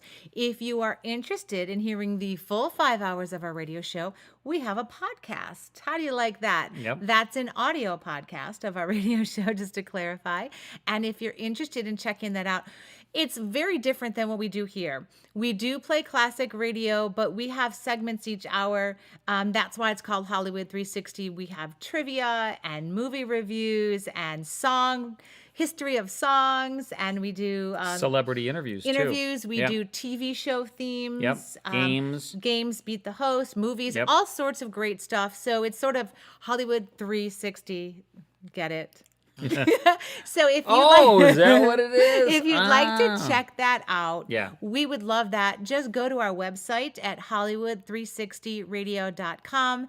And again, it's a full 5-hour podcast. We can send it to you every single week. If this isn't enough all-time radio for you, we've got just the answer. Yep, just subscribe, and you'll get it every Monday sent to your email. Full 5-hour podcast. And you can scroll through and jump around. It's like a DVR, really, of our radio show, and the link never expires. So when you subscribe, you get it every single week. You'll get 52 of them a year. And Carl likes to jump around. All right, you ready for our next classic radio show? Right. Now, if you were watching the messages, I let you know that we are going to play Gangbusters next. Yeah, Gangbusters. So Gangbusters had an interesting history. It was created by Phillips H. Lord way back in 1935, and it was known as the only national program that brought you authentic police case histories. Now, there were other shows later that did that, like Dragnet, FBI, and Peace and War, This Is Your FBI, where they would take closed cases. But Gangbusters was the first one to do that.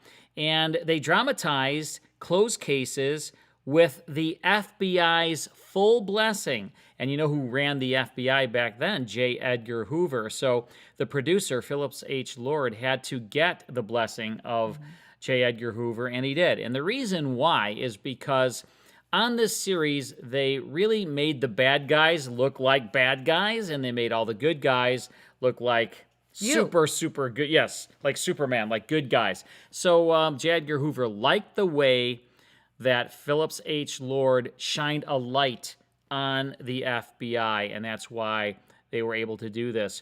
And it had the loudest opening of any radio show. There were all these guns and marching and drills and, bank robberies and all this in the beginning. That's why they called it, gangbusters. And you heard that, you've heard the saying, right? It's coming on like gangbusters. And we still use that today. Yeah, it comes from this radio show. Yeah. And it aired on television for a while, 1957. It made the radio show went to 1957, but the TV show began in 1952. And it was hosted for a time by Chester Morris, who played Boston Blackie in the movie. So in 1952, he decided, I'll do some television. I'll host this Gangbusters series. So we have an episode for you now from October 4th, 1947, called The Case of the Kidnapped Paymaster. And this stars Joseph Julian. Let's tune this in uninterrupted, a half hour now. Here is Gangbusters. And now, Gangbusters! Gangbusters, presented in cooperation with police and federal law enforcement departments throughout the United States. The only national program that brings you authentic police case histories.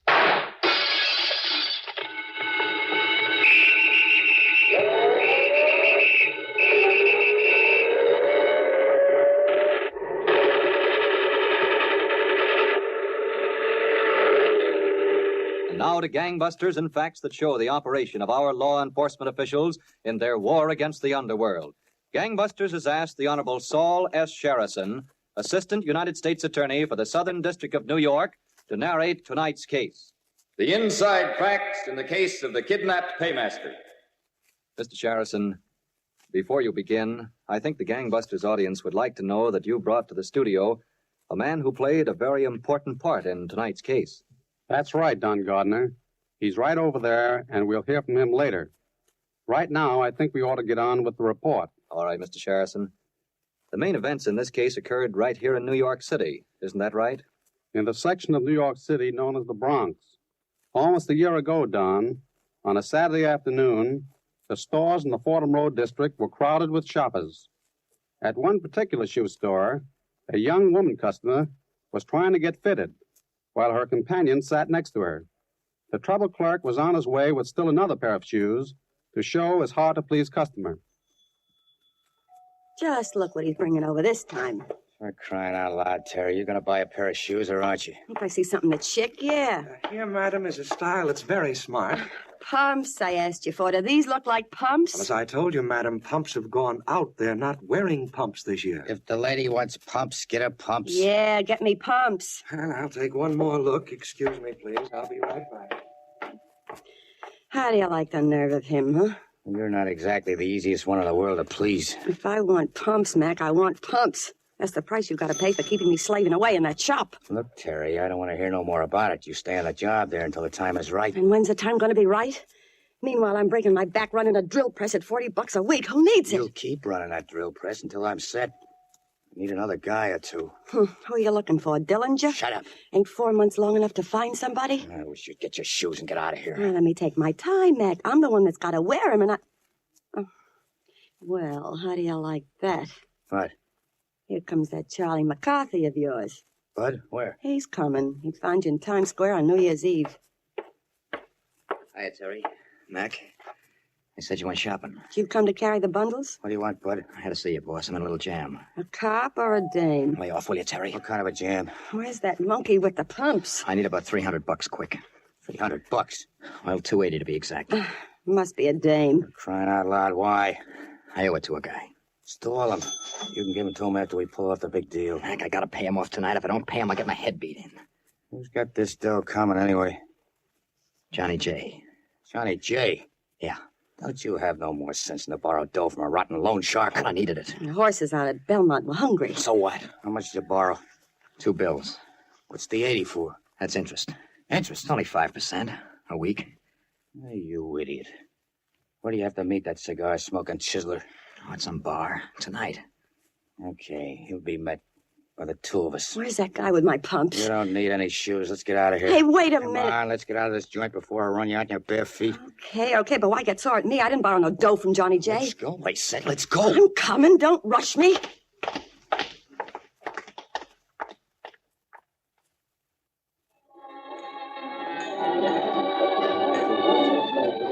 Hello, Johnny. I was up at the bar. Told you this booth. Sit down. Got a match? Yeah, someplace. Yeah. Thanks. Well, give me my dough, I'll buy you a drink. Look, Johnny, I haven't got it. That's what I want. I wanted to get paid, you rotten welcher. Wait a minute, Johnny. Wait, nothing. Told you what had happened. Ever see a guy get his face burnt with a lit cigar? He'll get you dough. I bet on tonight. There's a guy here. Does he got the dough? Yeah. He's got it. Oh, why didn't you say so? Let's go get him. We don't have to. Here he comes. Hello, Johnny. How long's it been? This the guy? That's him. So now, Mac. Where you come taking care of the kids' troubles, McIntyre? I look after my boys. Okay, Bud, scram. Hey, wait a minute. If I don't get my dough, I want his hide. Get out of here, Bud. Go on. Yeah, so long. I'll be safe. Hey, wait a minute. Come here. Sit still, Johnny. He only listens to me. You got a lot of nerve, Mac. One more thing, Johnny. You can stay, but that cigar's gotta go. Oh, yeah? Give me a match. I said put the cigar away or I'll shove it down your throat. Well, as long as you ain't got no match. How much did the kid take from you? Comes to 280. I didn't ask what it comes to. What did he take? Took 200, but I'm entitled to my interest. Here's your 200. And now, look, Mac, I'm in business. I got You've got to nothing. You don't want the 200, give it back. 20, 40. It's all there, Johnny. Put it in your pocket.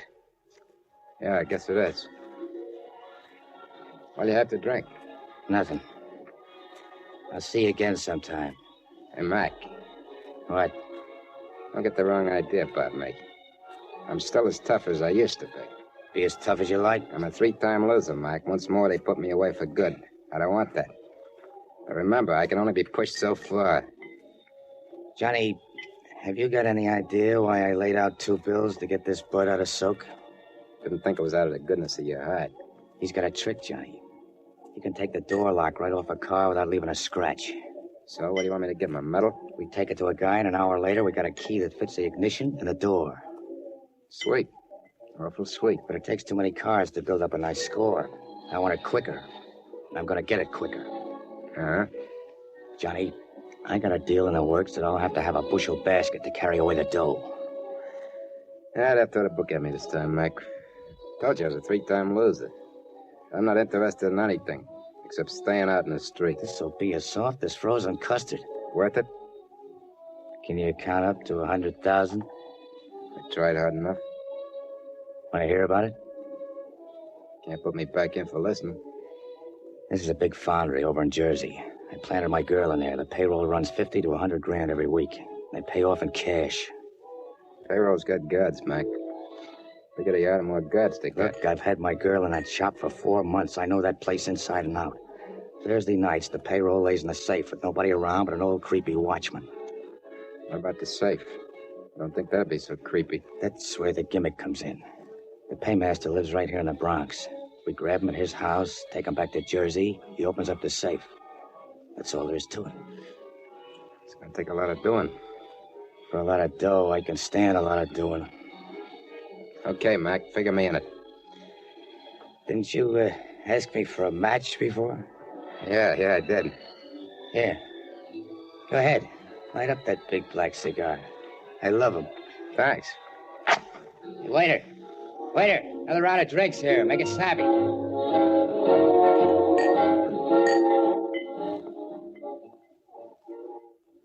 So, Don, the criminal David McIntyre had completed his organization, which he intended to use in robbing the payroll. He had everything worked out nicely, except a few details, like a set of stolen tires and an unexpected doorbell. It was such clues as these that set the Federal Bureau of Investigation on the right trail. Then, in the meantime, the Federal Bureau of Investigation was looking into the interstate car thefts in which McIntyre and young Bud Aldridge were previously involved. These cars were being stolen in Bronx and Westchester counties, New York, then taken to Connecticut and New Jersey, where the accessories were stripped and sold. Special Agents Haynes and Martin were at the New York field office discussing the case. Well, Haynes, looks like those car thieves are going to be harder to catch than ever now. They just quit. At least while they were operating, we had a chance to get them with the goods. I don't know. I don't think they've pulled out of it permanently, Martin. Maybe they got something else to do for a few days. Maybe they took a vacation. And they've sure been doing well enough to take a vacation. You'd think after all this time we'd at least be able to get a line on them. We'll get our line on them. All we have to do is keep checking those junk shops and second-hand parts places. We'll find where they're selling the stuff. That's all the line we need. Well, I'd better get going. Jersey City? Yeah. I'm going to do a little hunting. Maybe I can turn up something over there. He's gonna pull into that parking space down the block, Mac. Okay, double park right here. Keep your lights on. Yeah, Mac, sure. All set, Johnny? You kidding? Let's go. When you see his car pull out, Bud, get right behind us and stay there. I know. Come on. Right with you. On the sidewalk, let's go. Good break. Nobody's out tonight. Let's do it fast and quiet. Never seen a faster guy. Here he comes, on your toes now. Stop here.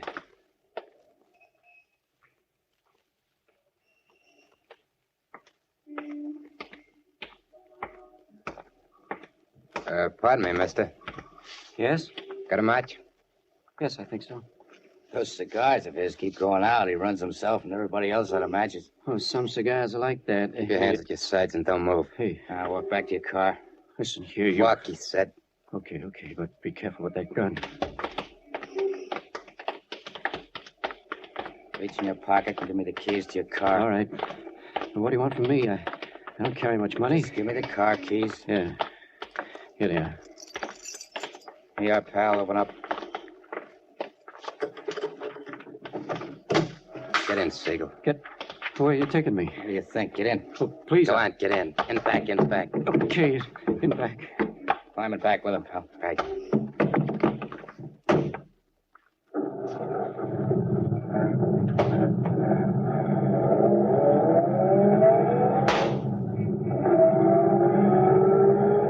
I don't understand all this. What do you want from me? Explain it to him, pal.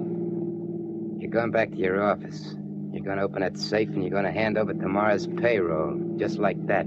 But I don't know the combination. Now tell me what you know. But I don't, honest. Kid's right behind us, boss. Good. I told you I don't know the combination. Listen, friend. See this cigar? You know how hot it gets when it's lit? I don't know how many thousands of degrees hot.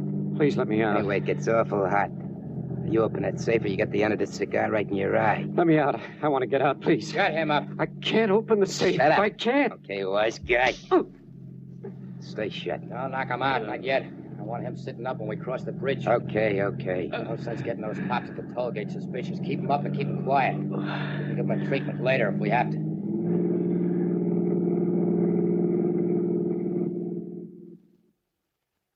So, Don, the two criminals and their victim, Mr. Julius Siegel, drove toward the George Washington toll bridge, across the Hudson River in Siegel's car, with the third criminal, Bud Aldridge, following in their own car. Within a few minutes, they were on the approaches to the bridge and nearing the toll gate. All right, Siegel, sit up straight. I will, but don't hit me again. Now, we're going to stop at that toll gate. We're going to pay the guy, and you're going to keep your mouth shut. You got it? Don't worry, I won't say anything. Better not if you don't want the cigar. Remember. On your toes, pal, the toll gate. Here, 50 cents, right? 50 cents. Hey, the motor died. I know it. She won't kick over. Keep your mouth shut, Siegel. I will. What's the matter, mister? You got trouble? Yeah, officer, she won't kick over. Maybe you're out of gas. No, there's plenty of gas, officer. It'll be all right. You'll have to get it out of here. Those cars want to get through. I'll give it another try. She's catching. Feed it gas. Let's go. Boy, who'd have figured one like that? Well, there's a trick to starting it sometimes. Who asked you? Take it easy with her. Gotta open that safe. Okay, I'm only playing. The kid's still behind me? Yeah, he's following us. Don't worry, go ahead. Get to the plan. I want to see what a payroll looks like.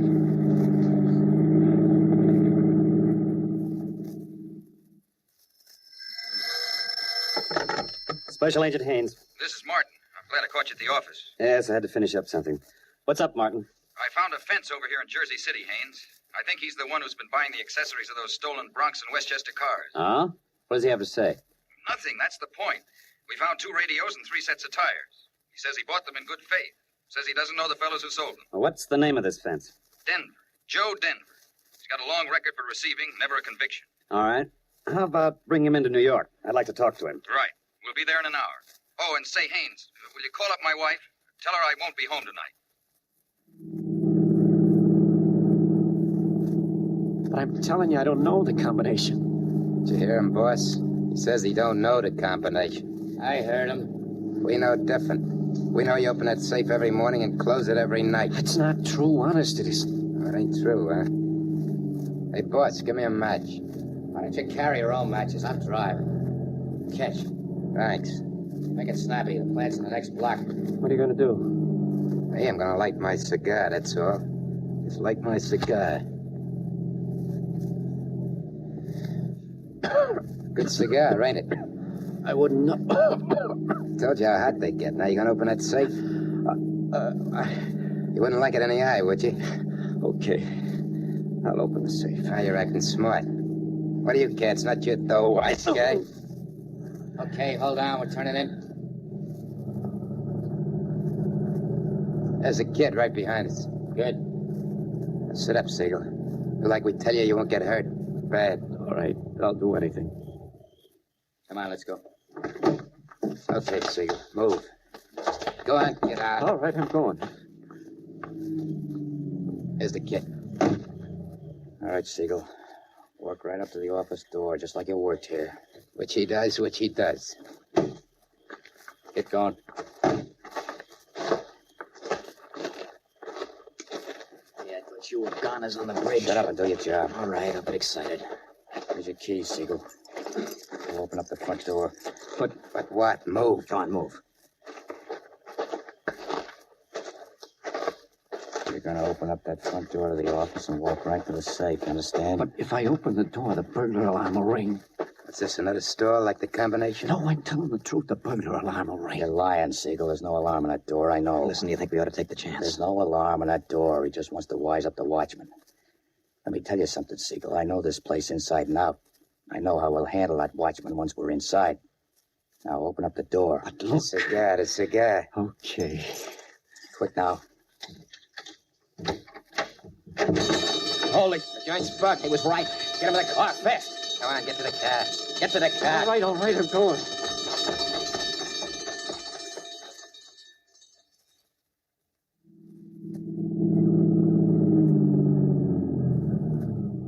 You're gonna let me out here? Are you, please?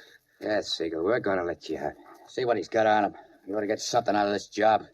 Hold still there, you. All right. I don't have much. Here's his wallet. What's in it? $6. Yeah. All this trouble for $6. $6. Okay, he's out. Take your gun and shoot him once through the head. Shoot him? I was looking for the chair. How can they tag us for it if he's dead? I'll tell you how. There's some people with big mouths, that's how. Who are you talking about? Not you. Who can tell about the kid or even the dame? Yeah, who can tell? All right, just work him over good. I want a head start in the cops. I'll work him over good. Don't worry. Ever see a guy get pistol whipped? Gun's good for more than one thing. Dirty rotten. He won't wake up for a week. Burglar alarms. Combination.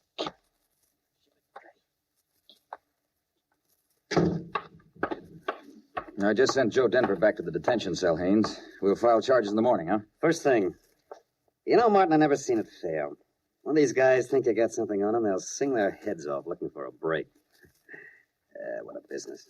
It's not such a bad business. Joe Denver sings, we clear up a string of auto thefts. Not so fast. We still got to pick up McIntyre and this young sidekick of his. Well, the information says they're probably still living at that address in the Bronx and running with this Johnny J.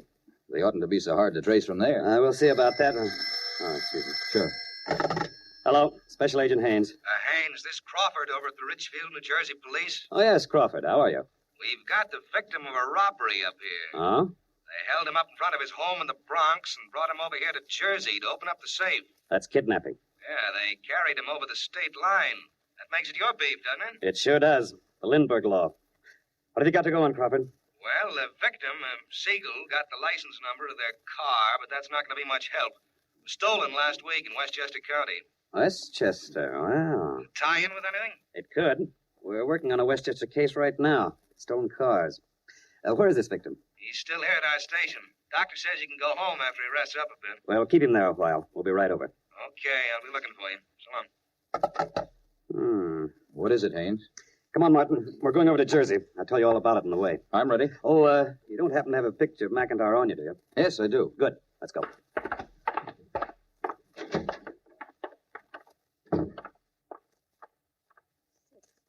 $6 lousy bucks. I spent 4 months slaving at that drill press for $6 rotten bucks. I'm sick of hearing about it, Terry. If you found out about that burglar alarm, everything had been fine. So just shut that big yap of yours. What am I supposed to know about burglar alarms? And watch out what you're calling a big yap.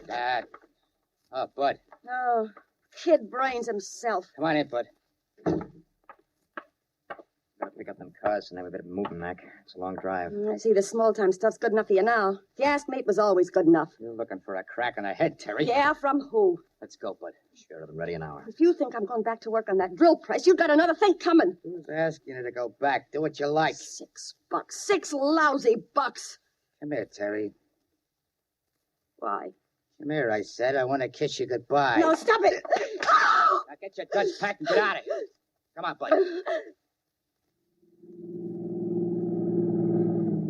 Cheer up, will you, Mac? Let me alone, will you? All right, so we got a bad break. Things didn't work out right. Now we know we should stick to this hot car racket. Listen, Bud, I'll tell you what to stick to. Just watch where you drive, and you got a red light. I see it. We got a good thing. There's a million dames like Terry, a million. For crying in a sewer, shut up. All right, Look at that car. That crazy driver's gonna clip us. That driver's the kind around.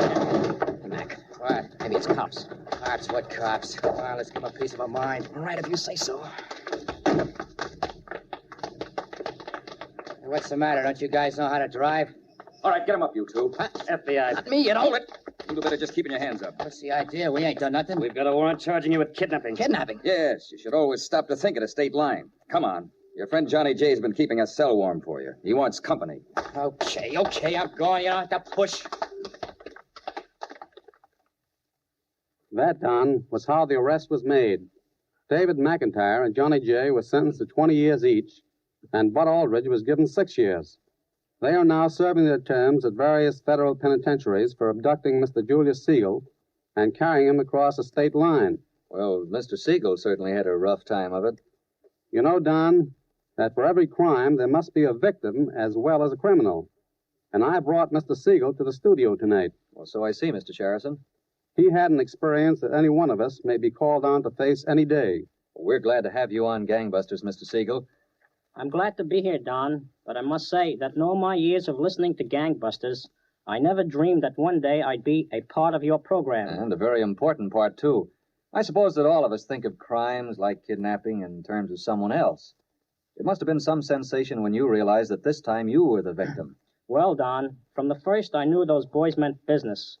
But it wasn't until they were ready to leave me later on that I started saying my final prayers. Well, just what happened? Well, when they got ready to go, one yelled to the other, "Kill him and dump him." But then he came back to me and said, "We decided not to kill you. We're going to knock you out." That's when they really gave you a going over? That's right, Don. But to tell you the truth, the beating wasn't nearly as bad as the mental torture. At first, I thought it was just another stick-up. But when my face hit the floor of the car, well, it seemed as though a million things flashed through my mind. But just what kind of things do you mean? Well, maybe these thugs had gotten to my wife and children. Also, even if they hadn't, I thought I'd never live to see them again.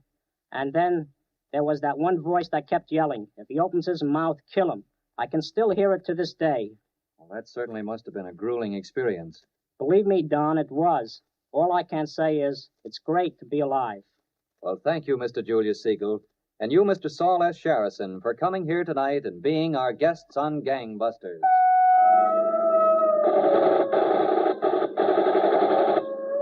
Leading roles were played by Ken Lynch and Joe Julian. Don Gardner speaking. Gangbusters is a Phillips H. Lord production. That's Gangbusters, show called The Case of the Kidnapped Paymaster, broadcast October 4th, 1947, Lisa. And that starred Joseph Julian and Ken Lynch. It was produced by Phillips H. Lord, and it was heard on ABC, the American Broadcasting Company. Hope you enjoyed Gangbusters. And we hope you noted that loud opening somebody mentioned on the messages that their neighbors could hear the opening. So I think that was a testament to Gangbusters. Coming on like gangbusters.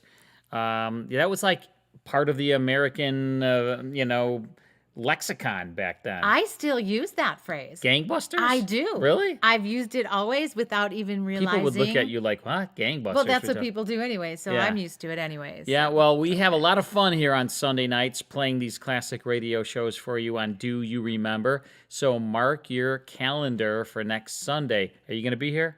I will, but I don't really have a calendar exactly. I just put it in your phone. He's a little I write everything out. I have a calendar. I write it all out. Put it in your phone, and we appreciate you listening and watching us every Sunday night. We're on 7 p.m. Central Time. Yeah, what's on next time? Next week, we have more classic radio fun. What do you have? We have The Whistler. We have The Whistler. Our Miss Brooks, which is a great comedy. We have The Green Hornet. Okay, got it. Are we okay with that? Got it. I'm making sure that I get approval Green from Hornet's Carl. Fine. And Richard Diamond, Private Detective. That's PD. PD stands for Private Detective. In case I didn't know, he let me know that. Dick Powell starring as Richard Diamond, a series created by the great Blake Edwards.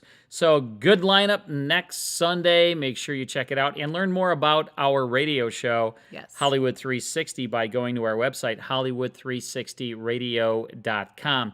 We will see you next Sunday, right? We'll be there. Thanks for watching. Bye.